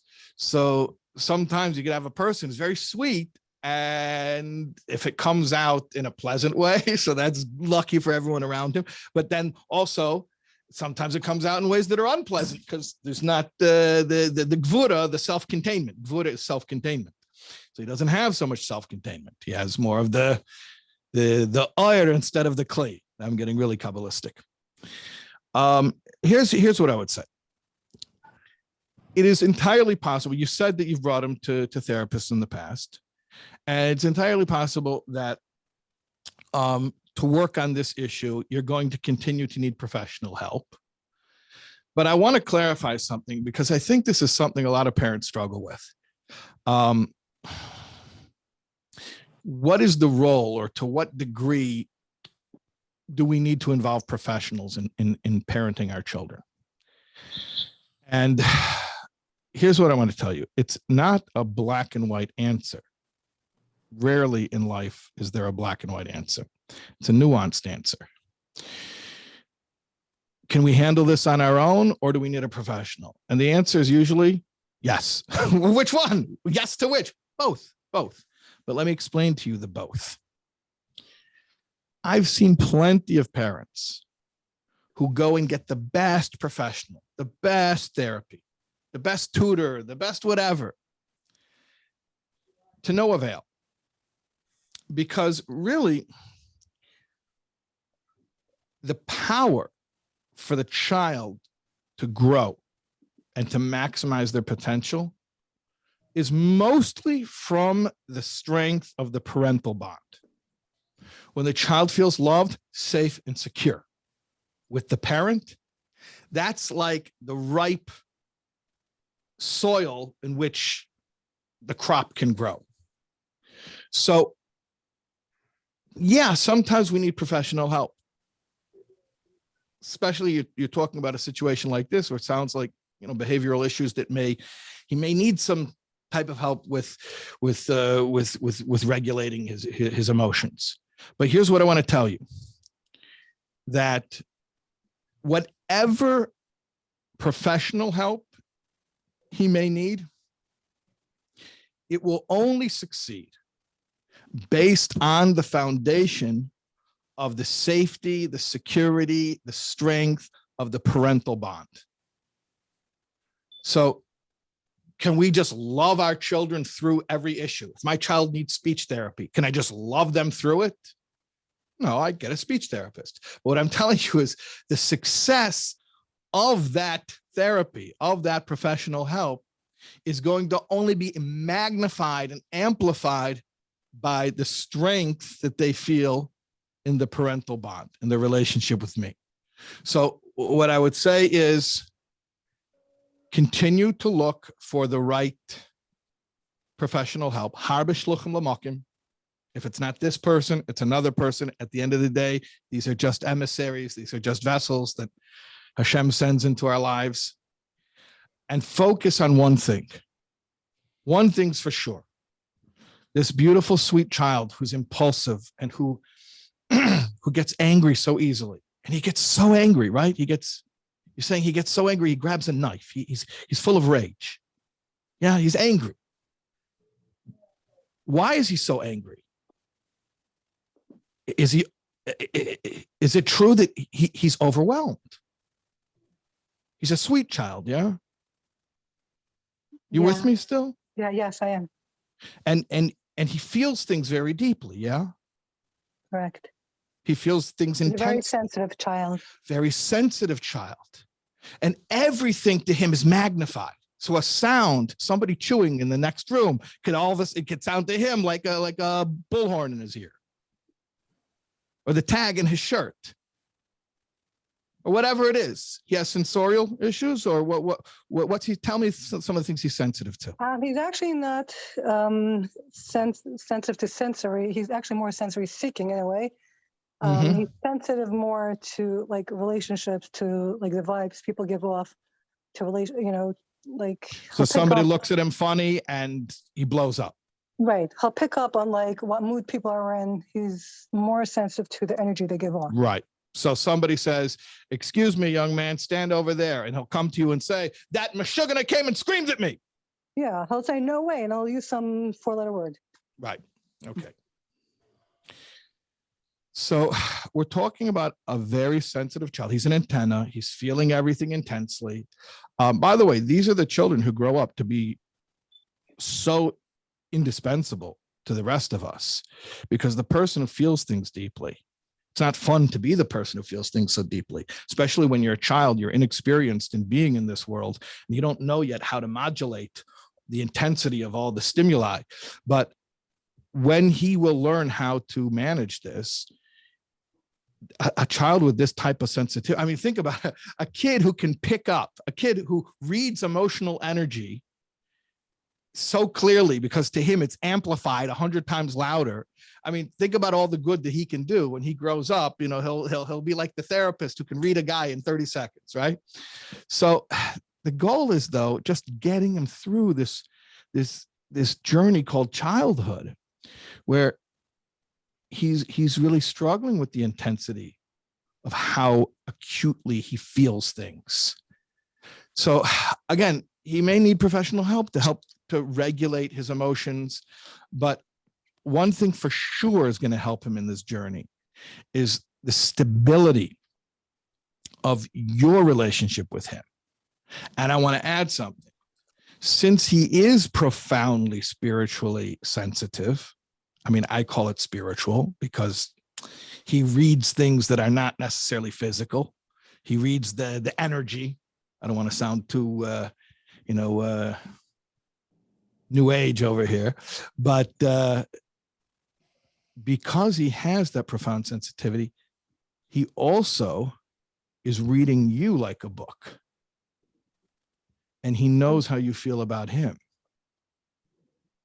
And it's hard for him to know that he's a source of frustration or fear for you. Mm. And that's a tall order. How can you get over your frustration and your fear? Because it's going to be really important for him that he feels peace coming from you. And you can't fake it because he's psychic. When I use those words, I don't mean literally, but I'm saying he reads, you know. So here's what I'm going to tell you. You're a religious Jew. Yes, I am. You believe in God. Yes, I do. Okay. And your relationship with Hashem is the center of your life? I try to make it. Ideally? Yeah.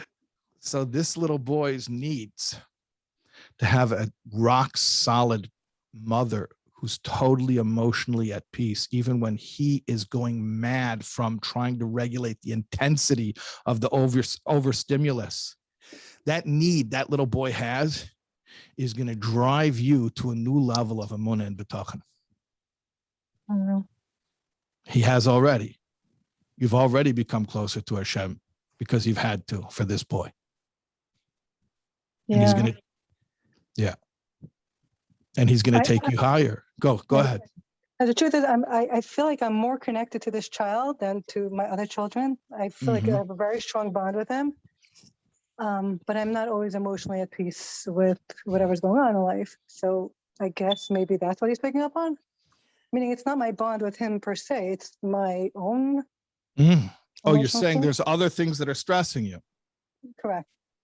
Okay, so here's the eitzah. You go to soulwords.org and you go to the Shara B'Tochen Shir. And there's 46 classes. We go through the whole Shara B'Tochen from Chavis Lavavis. And you go watch it on double speed because the guy teaching the class tends to rant. And you learn Shara B'Tochen. And that's what you do. That's to be a mommy. To be a mommy, you need Shara B'Tochen because this little boy is feeling your energy. Mm-hmm. So which one do I do, Shara B'Tochen or the parenting course? Shara B'Tochen. That's your parenting course. Well, and it's free. There's a lot more questions I want to get to. If we can move on. Can we go to the next one? Sure. Okay, you're on.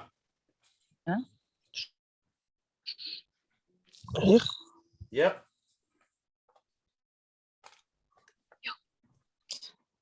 Hello. That's me. Yes. Hello. Yeah. Yeah. Yes. Hi. Thank you for all the good words. I would like to touch a thing that I think it's negay for a lot of parents. Mm-hmm. We are, a bunch of our generation parents. We never had this kind of experience with our parents, and we never had parents that we felt that we could trust, and therefore, when we started parenting, and I want to cross over to a different thing, and we started being so good to our children, and they almost feel like they could do whatever they want with us, because we completely gave ourselves over to them in a way that sometimes it's even, they don't even feel like that we are the parents and they are the children, because they're just like, we want to run away from, we want to be so good, and we're just overly giving ourselves over.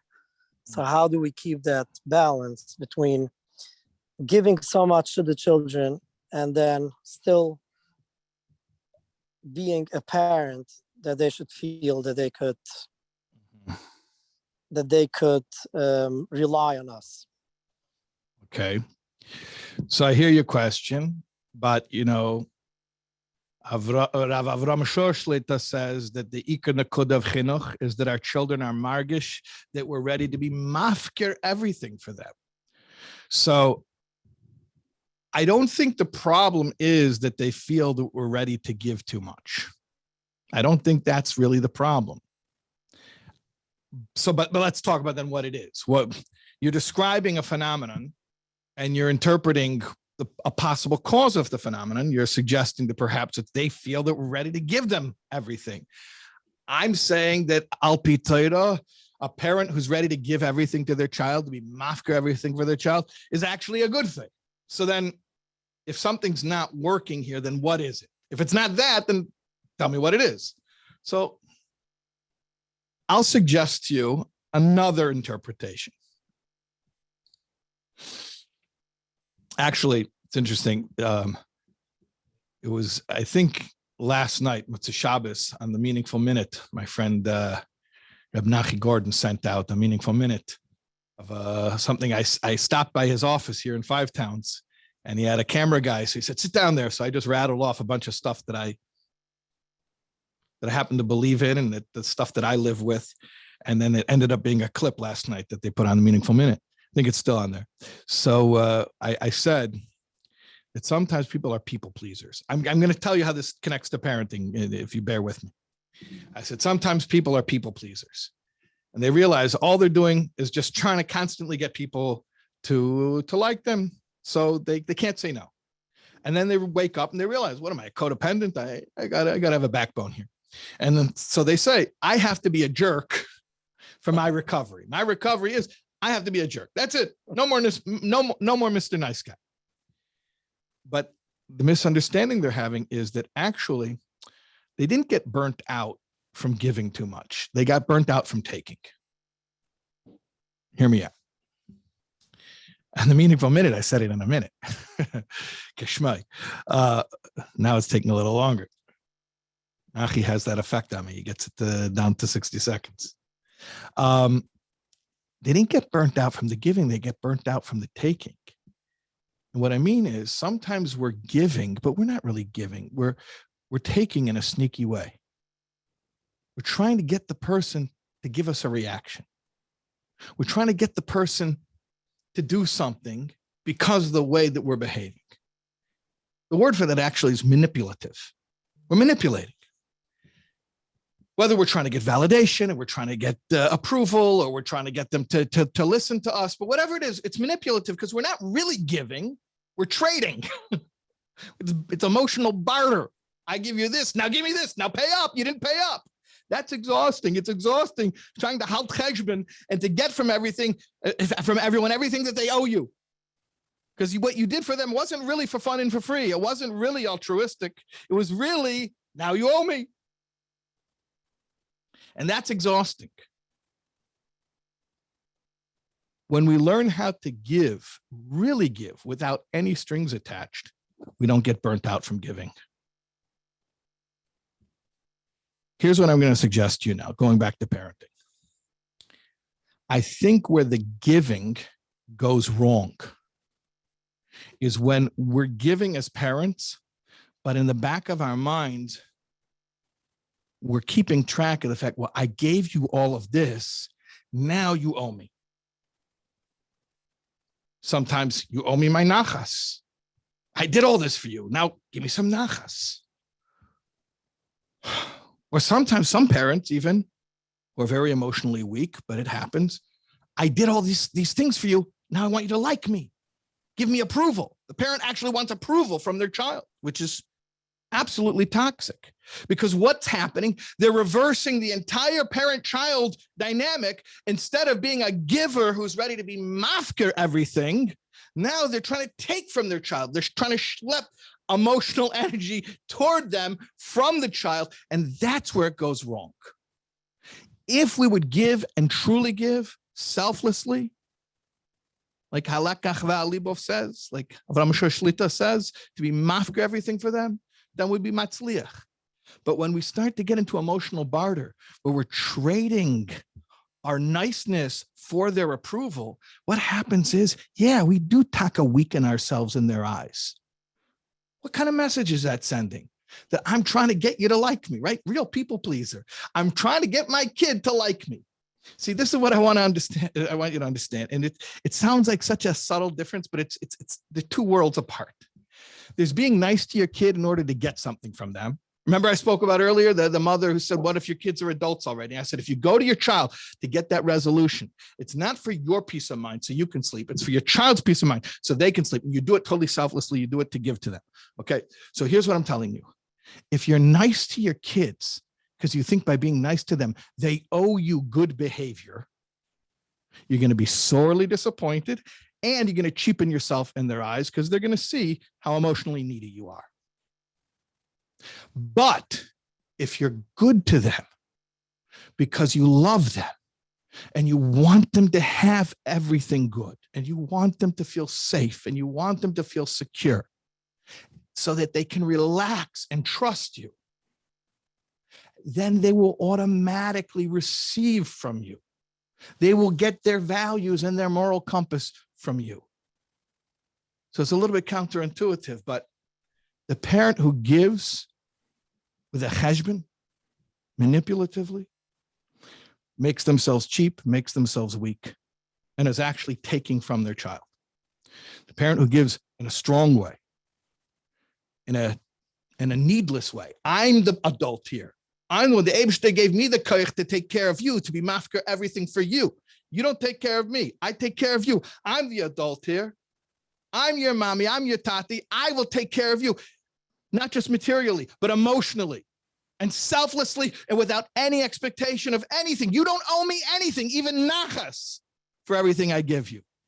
I'm telling you, that kind of strength, that wins the child's respect. And that gets the child to feel secure with you and to be makabel from you. So the giving isn't the problem. It's when we're giving, but we're not really giving. But if we would really give, to be ready to be mafker everything in a strong way, in a selfless way, that's only going to be successful. And we have to try it. And when it's not successful, we have to be humble enough to ask ourselves, is there still a cheshbon? Is there still a shalei lishma attached to my giving? And if you say, well, this is too lofty, I can't handle this. No problem. You can go back to the way you've been parenting. But I'm offering you another approach. Is it spiritually demanding? Is it lofty? Yeah, but I got to tell you something, my friends. What did your neshama come to this world for? Other than spiritual growth. Other than to get closer to Hashem than you were in Gan Eden. If you're not going to get closer to Hashem down here than you were in Gan Eden, then why did you leave Gan Eden? Why'd you have to come down here? We came down here that through nisyonos, we grow and become closer to Hashem. And what Be'ikar, what kind of nisyanis are we talking about? Okay, I mean, one big area is parenting. Like I said to that mother a few minutes ago, that child is forcing her to grow closer to Hashem. And really, that's the truth. All of our children are forcing us to grow closer to Hashem. And we're going to have to learn how to really give, to give like a strong adult, where we give selflessly. And if we can give selflessly, or even, you don't have to, it's not all or nothing. It's not like I have to only give selflessly from now on, but try to do one thing selflessly. You will see the hatzlacha. You will see how it nourishes your child's soul. You will see that it doesn't cheapen you in their eyes, and it doesn't weaken your relationship with them. It only strengthens it. I think to clarify, a lot of people are asking the question that we always ask by parenting. If I have to give Mesiras Nefesh for my child, is it okay to say no? Mm. How does that work? If you're saying, be there for them, give them what sometimes could sound like do whatever they want, let them do whatever they want. But I think this is we need to clarify. Well, I want to just jump on one phrase you used, which is a phrase often you hear. You said, let them do whatever they want. That's a big misconception. We're not talking about letting them do whatever they want. See, sometimes parents say, I'm very close with my kids. I let them do whatever. That's not called closeness. That's actually the opposite. That's neglect. Real Mesiras Nefesh. Right. Real Mesiras Nefesh. I don't even see my kids. I don't even know what they do. They can do whatever they want. Right. No. Mesiras Nefesh is where there's a bond, where there's a connection, where we give our children everything, and ultimately we give them ourselves. So what we're talking about here is not, I'm going to spoil my kid, I'm going to buy him the new gadget, throw it in the room, and then slam the door and run away. If you do buy him the new gadget, then you sit down with him and play the gadget with him, whatever it is. You see this a lot of times. Parents are like, well, I tried being nice to my kid. What did you do? He wanted a video game. I bought him a video game. Okay, and then what did you do with it? I gave it to him. Well, okay, I guess, the parent's they're trying to do something, but let's say there's a kid that's the only thing he's into. The only thing, that's his language, video games. Okay, so if that's what you have, that's the only language he speaks, then don't give him the video game and then leave the room. Give him the video game and sit down with him. Ask him to explain it to you. Play the game with him. I told you before, I have a kid who, if you say, let's sit down, learn Gemara Rashi Tosfos, so that's bonding. Okay. Adarabba, if you have a kid who wants to sit and he wants to learn Torah and that's bonding, beautiful. That's the best thing. But giving isn't permissiveness, and giving isn't throwing stuff at them and then abandoning them. Giving is making yourself more present in their life. Remember, the whole point here is, I want to be their person. I don't want them looking for emotional attachment and emotional stability from somebody else and then picking up that person's values. I want them looking for that from me. So you can ask yourself in every single case, whenever I'm providing for my child, whatever it is it in a way of giving them something and then leaving? Or is it in a way of building a bridge where I am more their person, I'm more present, I'm more their source of security? Now, people have different needs. Somebody whose material needs are not being met may not be ready to look for their emotional needs to be met. So sometimes you have to start off with very basic things like food, the universal language. But then a child has food. Okay, so then you bought him the nash. Don't stop there. Now sit with him, hang out, talk. When we giving isn't just throwing stuff at them.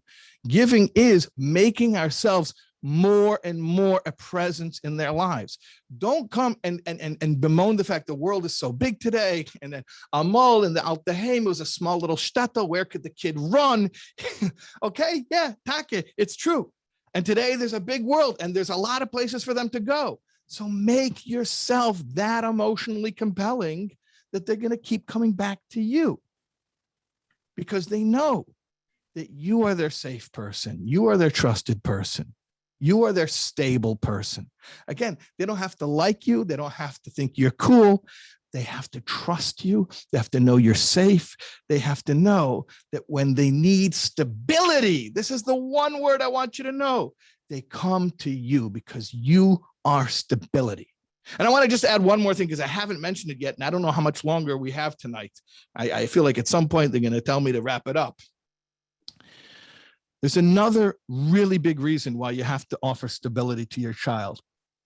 And I wish parents knew this. I wish they understood this.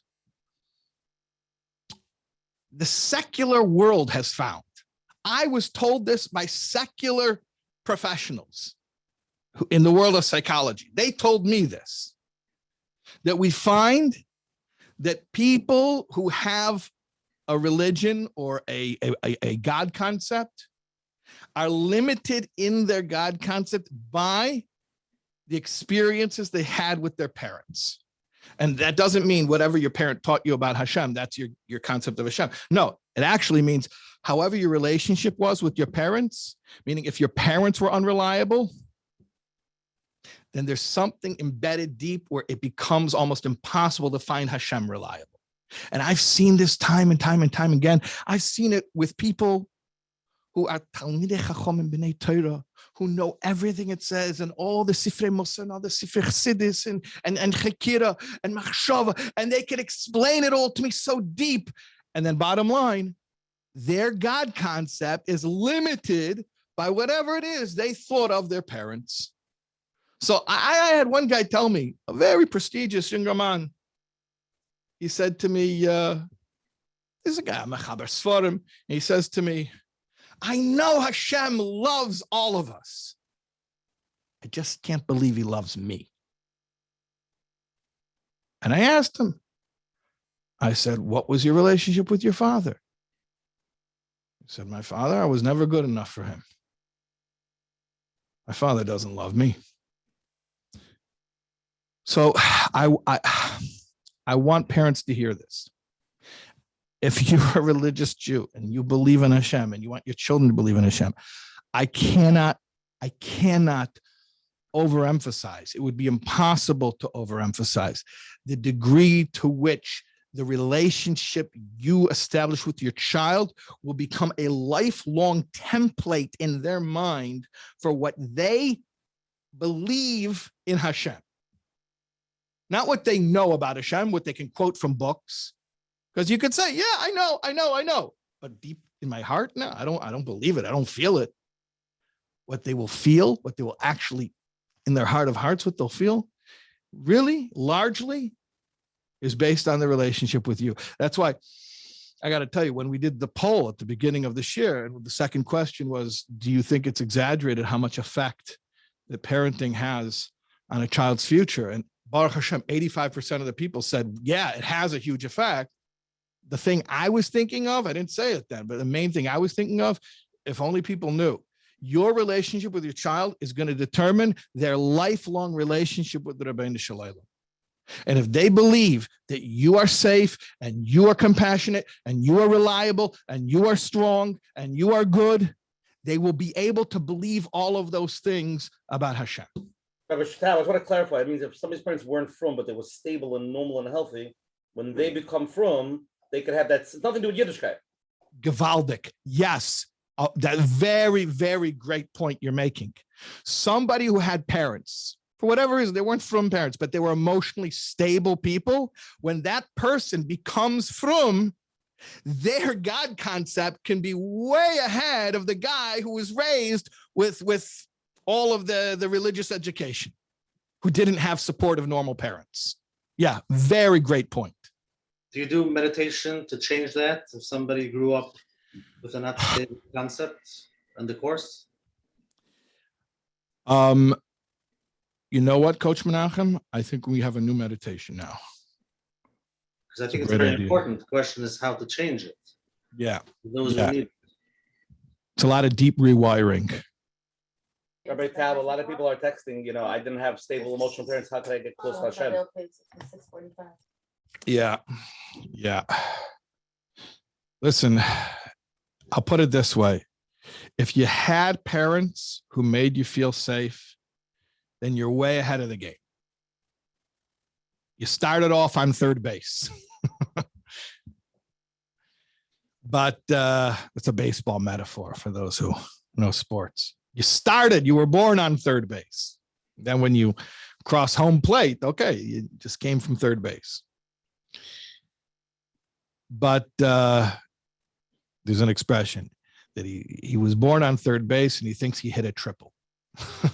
So if you were lucky enough to be raised by parents who are supportive and loving, so you definitely are ahead of the game. But I'll tell you something. And if you weren't, and if you recognize it, and I want to stress this, if you can be compassionate toward your parents and understand, I'm going to repeat this again, they did their best.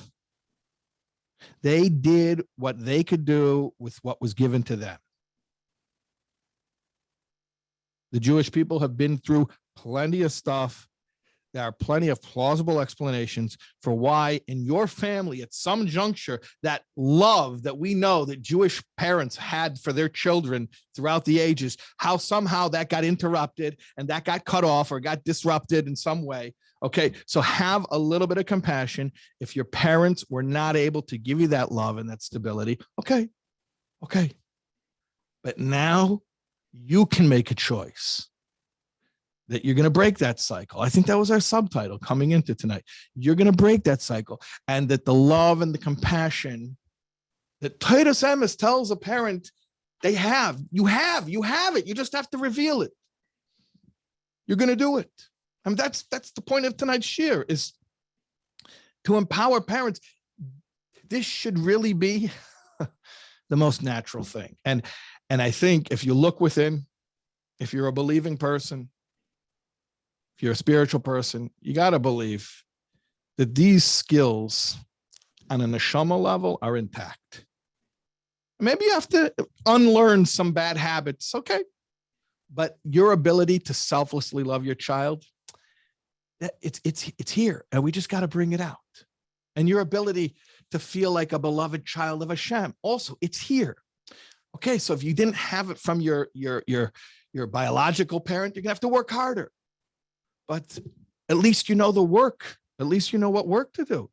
Thank God you're not just clueless, fumbling in the dark and perpetuating a cycle because you don't even know. We know, okay, so we have our work cut out for us, and with Hashem's help, we're gonna succeed. Rabbi Taub, I want to just can I do some Myra McCoymus for my shir, for my past shir? Yeah. Let's do a little Myra McCoymus over here. So we had a shir. I just want to mention a few things as we were talking the whole time. I was just thinking. We had somebody, Rabbi Ari Schoenfeld, who came on, and he said a very good point. I want to reiterate it. Tell me if you agree. His big point of his share, he did a program, Night Side America. All the boys learned with him. It's a great Rebbe. He says his side is you get into what your children are into. Your children are into baseball, you get into baseball. Your children, whatever they are into, they're into Lego. You sit on the floor, you do Lego. You do what they want. The parents say, I'm not interested in that. Exactly. But you do what you want that. So a lot of the questions are, how do I build that relationship? The relationship is everybody knows what their kid is into. You could have no interest in it whatsoever, right? Not every person wants to play Barbie dolls, but if that's what they're into, you make a matzav out of that. That was one Myron McComas. Another thing I wanted to say is also, Rabbi Russell, and I think you're touching on it. You touched on this with Rabbi Russell, but a big topic that obviously is coming up is the emotional neglect. So maybe we want to clarify what emotional neglect is. The emotional neglect of when you could do everything for your kid and you could buy them and take them and drive them and do them, but you're not really there for them. So this is where, you were trying to clarify before the whole concept of, I bought my kids and I gave them the food and I gave them this, the emotional neglect part, which the Rabbi Russell promised to come back when he's finished speaking around the world now, about after that last year, but about emotional neglect. When people go through an emotional neglect, how they feel this tremendous void and how that affects, I'm assuming, their parenting tremendously. And one last thing I just want to mention, another Myra Coach Menachem. Then you go, Menachem has a question for you. But then the last thing I wanted to say is that also, that's why we're here tonight, how to stop the cycle. Rabbi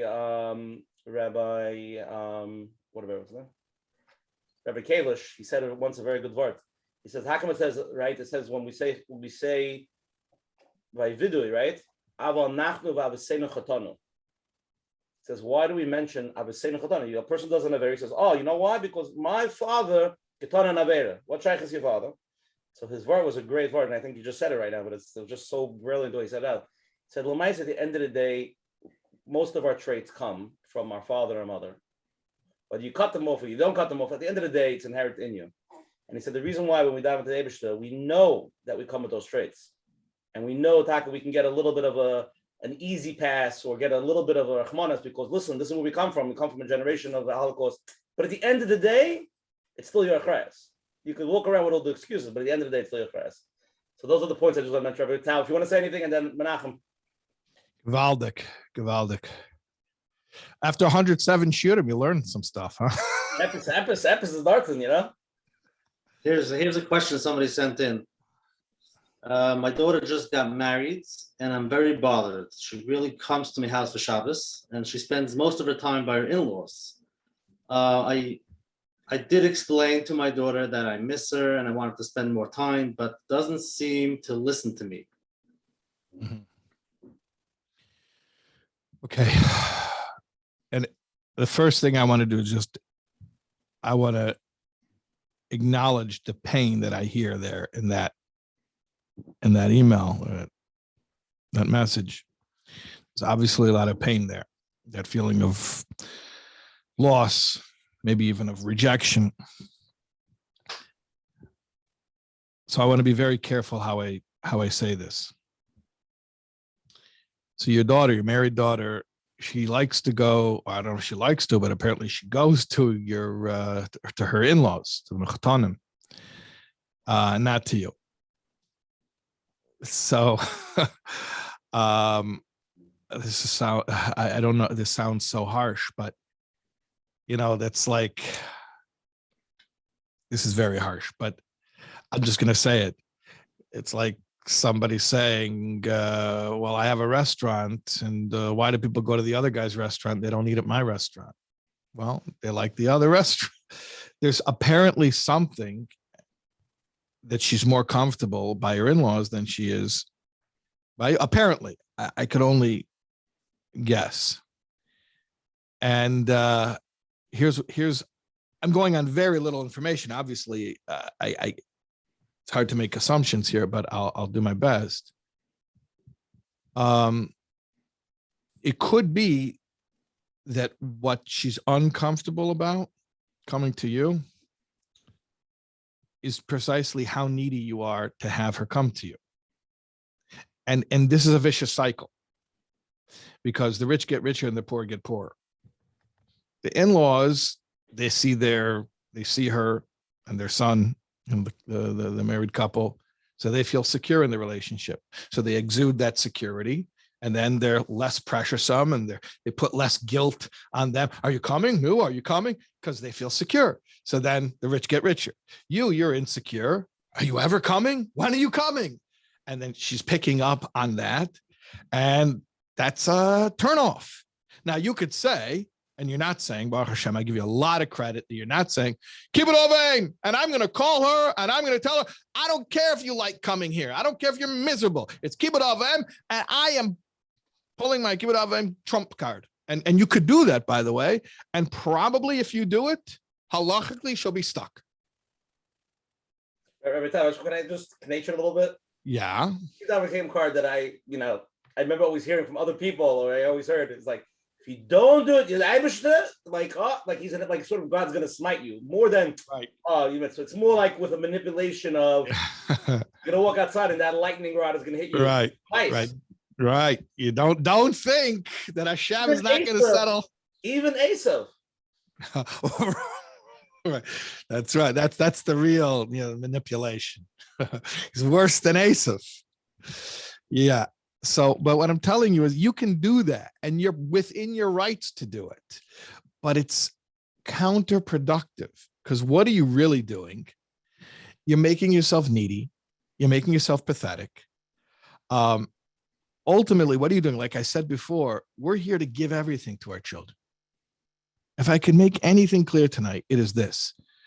We are here to give to our children, not to take anything from them.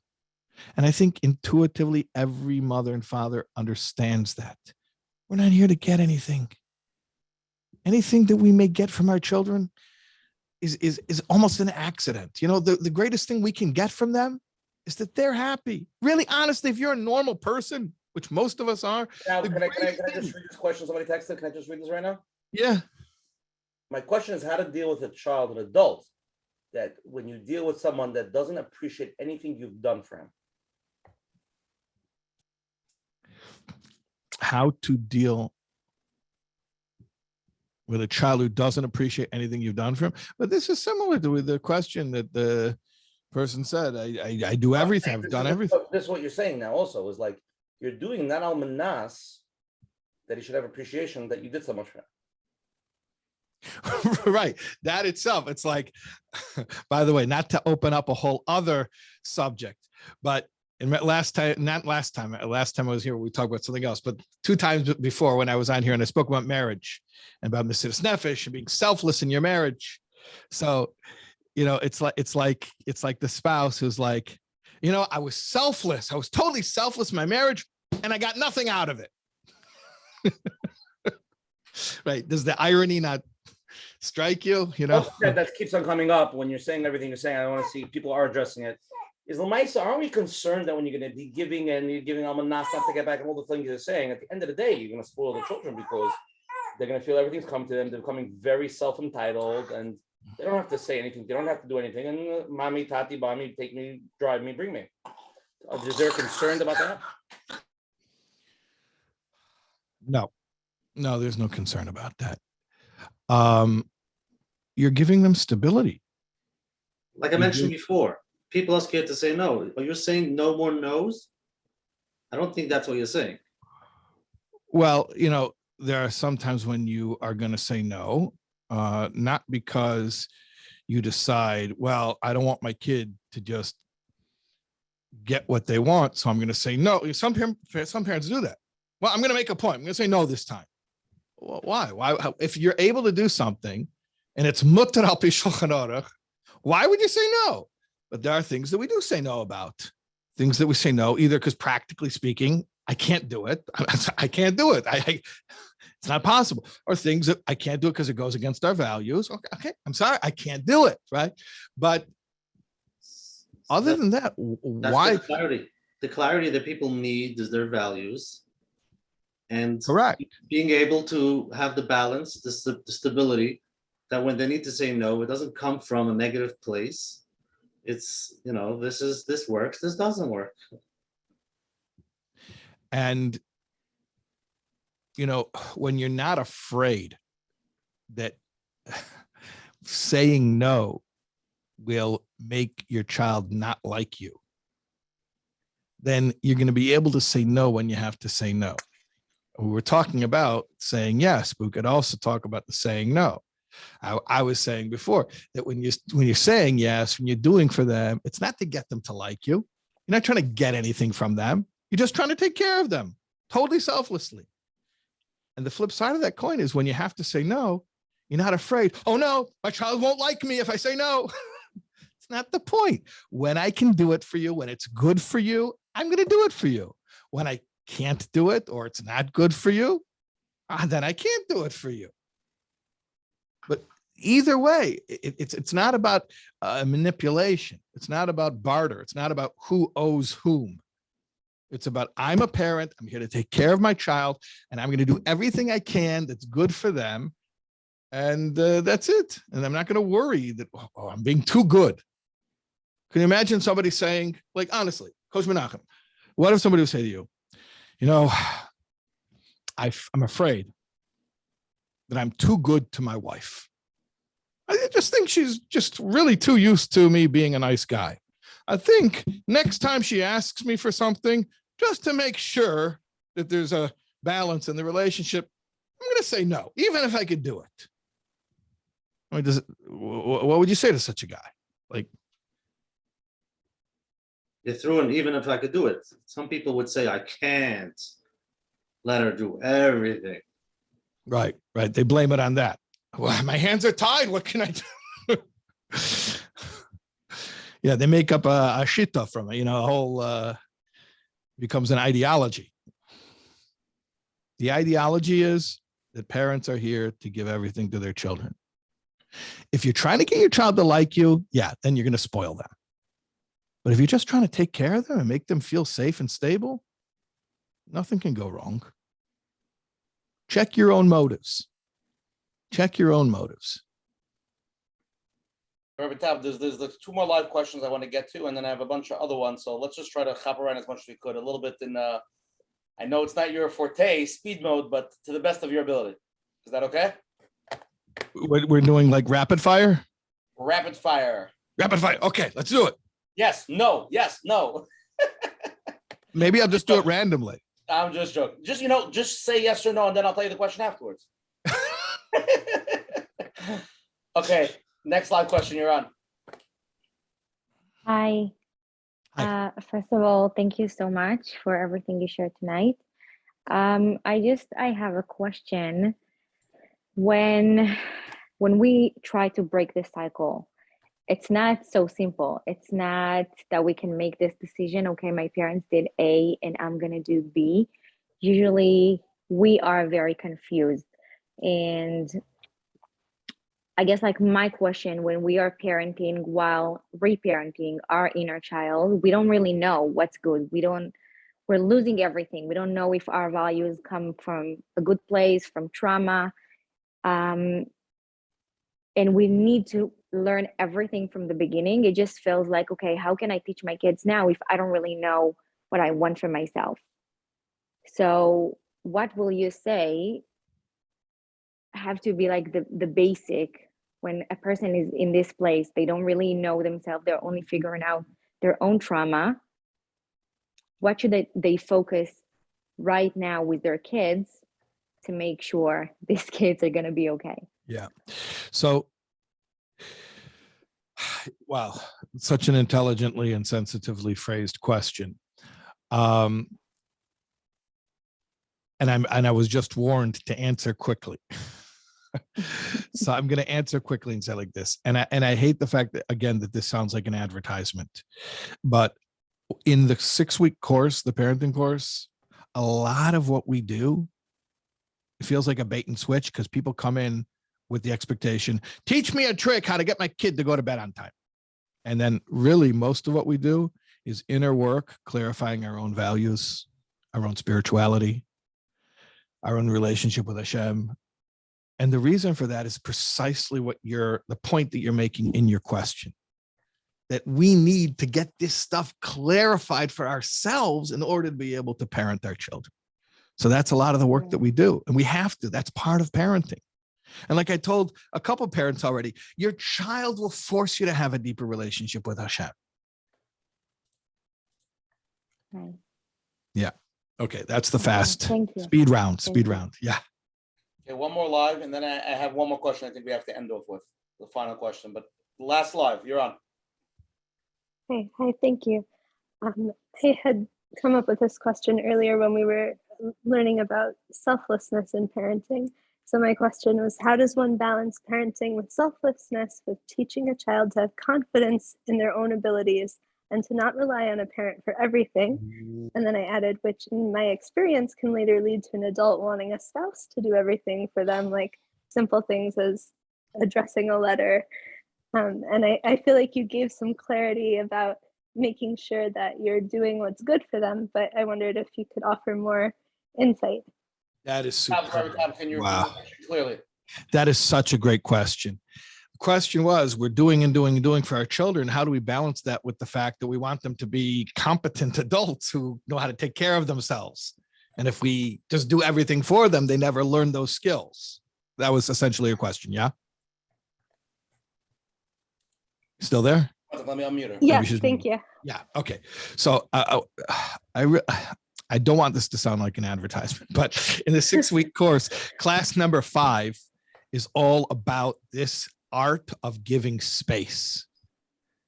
As much as the relationship is about giving, don't forget one of the most important things to give your child is to give them space. And that means to respect them enough to be able to fail, to make mistakes. And the art, we talk about this in the course, is to be able to watch them and monitor them and really to be on top of as the adult in the room to figure out on a case-by-case basis, on a child-by-child basis, this particular thing. Is this something I'm comfortable with? These stakes, this risk, am I comfortable with the child failing at this? And, you know, it's interesting. I started a summer column for Ami magazine, for the Ami Living magazine, which came out this past Shabbos. I used to write a column, an advice column, a general advice column for 8 years. And I stopped that a couple of years ago to focus on my shiurim online. But this summer, I'm writing a parenting column, just specifically on parenting in the Ami Living. And the question this week was about, similar to this, about our children. When can we get involved in our children's lives? Like, when is it considered mixing in? And what I said is, look, with our children, we start giving them space from infancy. When we let the 3-month-old miss a feeding so that she can learn to sleep through the night, that's called giving space. When we let the 18-month-old learn how to walk and fall on the floor, and we know he's going to fall on his face, we let him, because that's how you learn how to walk. And incrementally, as parents, we allow them to take bigger and bigger risks. We don't let a 3-year-old learn how to figure out how to cross the street by themselves, because that's not a risk we're ready for them to take. But the 8-year-old, we do. And at each juncture in life, you as the parent have to decide, is this the time, is this the place for this child to run the risk of learning this particular lesson the hard way? You know, the 12-year-old who comes to you and says, my assignment is due tomorrow and I didn't do it and it's 10 p.m. You know, do you stay up and let them do the assignment? Do you do it with them? I mentioned somewhere, I don't remember where it was, but I said recently, you know how I learned how to write? I never spoke about this before, but oh, you know where I mentioned it? We have a monthly parenting chizuk group for my alumni. I have over 1,000 people who took the parenting course. So from the alumni, there's a special group, Yechidei Segula, who sign up to have monthly refreshers. So at the past monthly chizuk shir, I mentioned something. How did I learn how to write? My mother, Zol Gesundsein, would sit with me and write my assignments with me. She would sit at the keyboard because I couldn't sit, and she would have me dictate to her, and she would type, not necessarily everything I would say. She would make it a little bit better, but I couldn't leave the room. I had to stand there. So you could say, oh, she was doing it for me. Well, to a certain extent, she was doing it for me, but I was, you know, shimusha gedela min limuda. I was mishamish. I had my apprenticeship that way. And by the end, what happened? I learned how to write. And Baruch Hashem, now I know how to write. So you have to use judgment, keen judgment. By the way, in Kabbalah, gvura, self-restraint, is also called din, which is judgment. You have to make a judicious decision when to practice self-restraint. It takes judgment, keen judgment, to say, I'm going to stand back. I'm going to let this kid run the risk of failing this and learning this on the hard way. Or you make a decision, you know what? I'm going to hold his hand. I'm going to do it with him, or I'm going to do it for him. It's a case-by-case decision, with the end goal being precisely what you said, where the child will learn all the life skills completely autonomously on their own. But we do it incrementally. We do it. It's a process, and we do it over a long period of time. And in order to do it properly, you have to strategize and you have to plan. Okay, Rabbi Taub, I want to end with this last question, then we're going to go to closing. Is that okay? Yeah. Okay, there's so much more to talk about. We got so many emails. But I think we should end with this question, and then we'll make sure we'll go to the closing, and we can leave the element of the chizuk at the end. With today's wealth of awareness on how to parent effectively and the dangers of toxic parenting, many of us parents are left with guilt and heaviness as well, the anxiety of trying too hard.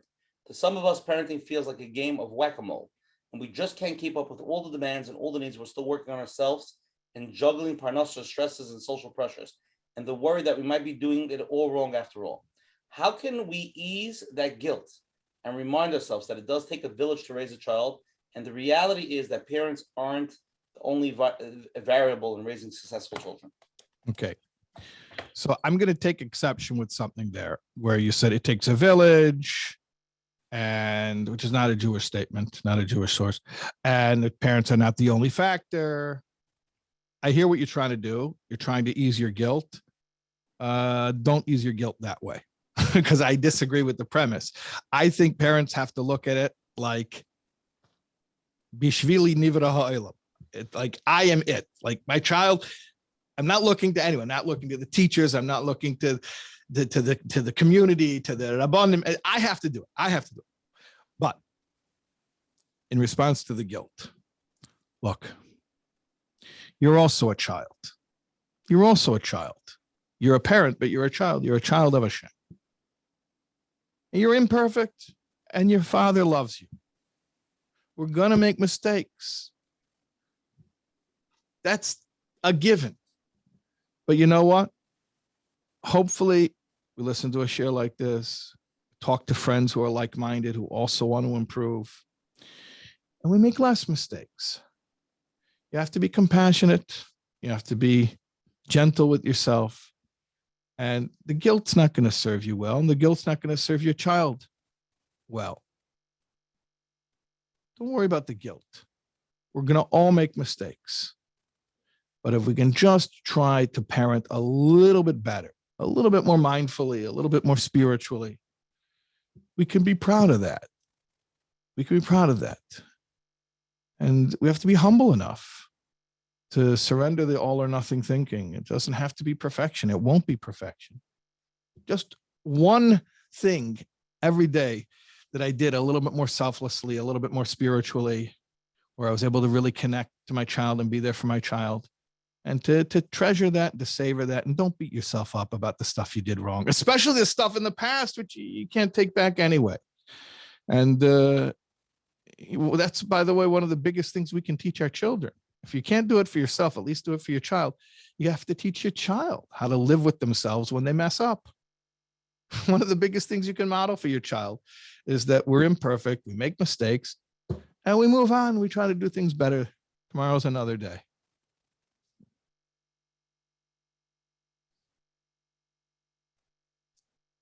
Unmute. You have to unmute. Shkoyach, Rabbi Taub, beautiful. Let's go to closing. And for those that joined us tonight, the gracious Shkoyach, Rabbi Shais Taub, coming on tonight and giving us so much eye-opening, clear concepts and chizuk. And Hashem, all the thousands and thousands of people Hashem that will listen to this, they should have should take out at least one thing from tonight and try to better parent in whatever works for them. You know, something that they could really take down and make it lamaisa. And Shkoyach coming on, Rabbi Taub, we could speak about this, I think, another 25 hours, right? Easy. 5-week course. That's right. That's why there's a course. Okay, again, tonight's share is share 107. Again, if anybody wants to get the WhatsApp flyers every Sunday, you can WhatsApp me at 848-525-0066, and I will send you every Sunday the flyer, or you can go to menachembernfeld.com and you can sign up for the weekly emails. Again, if anybody's here the first time, every Sunday night, 9:30 p.m. Eastern time, we have a share live on Zoom, many different topics, different rabbanim. Next Sunday, Hashem, July 3rd, we're going to have an amazing share with Rabbi Yosef Shapiro. He's a rabbi in Georgia. He's a young guy. He's Talmud Rabbi Berkowitz. And his topic, it's a book that just came out, and he's unbelievable. I mean, everywhere he speaks, I'm hearing tremendous things about him. It's called In It Together, Growth Through Challenge, Infertility, Suffering, Challenge, Hope, Encouragement, and Support. He went through infertility, and his whole story, it's an amazing story, which I don't know it. And it's negated to everybody. Obviously, if you have any issues with infertility, it's for sure for that.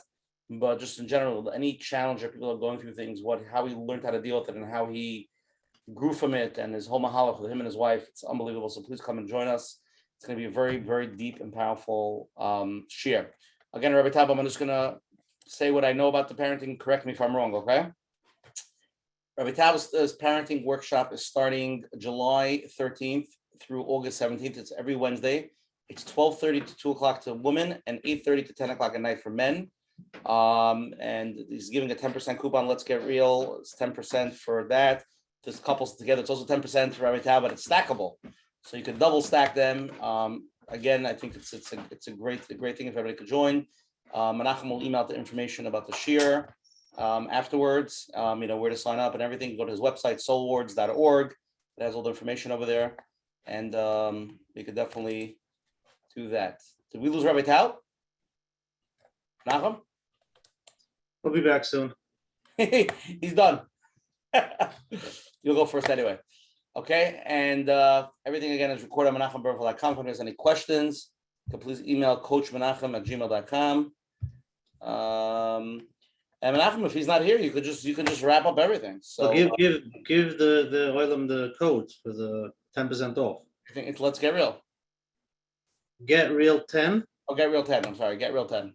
Yeah. Get Real 10. And it's the code, and you can get it on his website. Menachem, you'll email out the information also anyway, right? Yeah. Okay.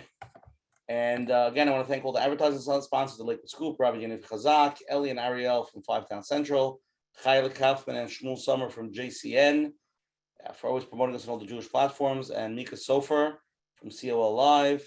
And tonight was an unbelievable share, tremendous feedback so far. Everybody's texting me.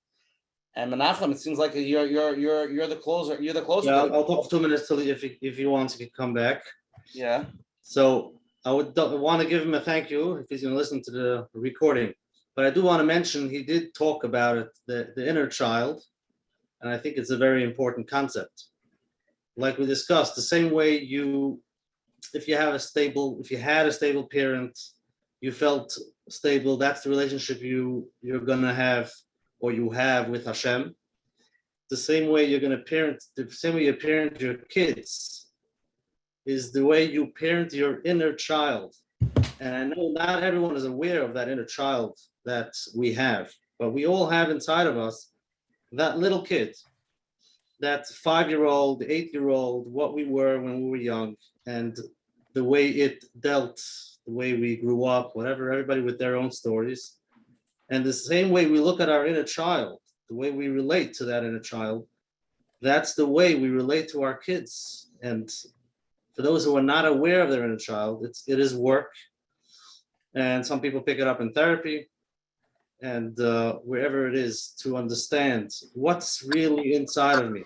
So that means my adult self could say, yes, I know the truth, I believe, and I know what to do. But there's something inside, deep inside of us, that when things come up, we get emotionally triggered and things are not working the way it should, even though we know the concepts, we know the logic. And that's really the inner child inside of us. And like Rabbi Taub mentioned, the guilt, we do make mistakes. How do you relate to yourself when you make a mistake? And it's very important because you're not going to be able to give it over to your kids if you can't do it with yourself. And again, not everybody's aware of their self. And it is work, not always so easy. So now that Rabbi Taub is back, I want to thank you for the clarity and for putting down the, I guess, beginnings of, for many people, yes, it is hard turning around the ship. It takes time. It doesn't happen overnight, and it could be slow, but just by getting the concepts and doing one step at a time, that itself will, in Mitzvah Hashem, change the cycle in Mitzvah Hashem. Shkoyach. All right, Taub, welcome back. Can we start the share from the beginning? Yeah, let's start over again. Let's start over. We were talking about just as what happened is that my laptop crashed and my whole system, everything runs on that laptop. So I'll have to figure out later what happened. We were talking about imperfection. So this is life. Stuff happens, whatever. So anyways, I'm back on another device. Rabbi Taub, after such a beautiful share, such a powerful share, I'm getting so many texts and everything. Can you wrap it up? We spoke about your course. We spoke about signing up and how it's so kedai and it's amazing. And I love Chaparine. I said the point of tonight's share, everybody should watch this. All the thousands of people that watch it, they should take on one small baby step to parent better, to have a better relationship, to grow from this. And obviously they can grow from that much more, but at least clutch from them a growth. Rabbi Taub, let's leave it a closing up. So my step is a chizik for the oil. I'll tell you like this. You know, when Bnei Yisrael was in the Midbar, they used to march in formation. They had different shvatim. And Shevet Dan would march in the back. And they were called Masav Kol Hamachnos. They were the gatherers of all the camps, which means that if anybody lost an article, somebody dropped something, so Shevet done, because they were bringing up the rear, they were in the back. So anything that anyone from the other Shvatim dropped, Shevet done would pick it up, and then when they would camp, that was the lost and found. Shevet done was the lost and found. There's also a concept that in history, if you think about Jewish history as like a chain from the Oves up till the present day, this door is the Shevet Dan, is the massive Kolamachnes of history. We're here, we're not the highest, we're the lowest, but we're here to pick up stuff that was lost. We're here to reclaim the love, the compassion. Golus has taken a toll, but we're in the last days of Golus. So we're getting ready for Mashiach. And one of the main ways we prepare for Mashiach is by reclaiming love and tenderness and gentleness and compassion for our children and reinstating that in the Jewish family. So we're not the highest, we're the lowest, and our parents and our grandparents are far greater than us. But we're here to claim the lost objects. So whatever's a lost object in your family, pick it up, claim it, run with it. And it's Hashem, that should be one of the last things that's required to bring Mashiach. Go ahead, Rabbi Taub. Beautiful. Thank you everybody for joining tonight. And Hashem will see you next Sunday night, 9:30 with Rabbi Yosef Shapiro. It's going to be an unbelievable program. Please join us. Rabbi Taub. Good night, everybody.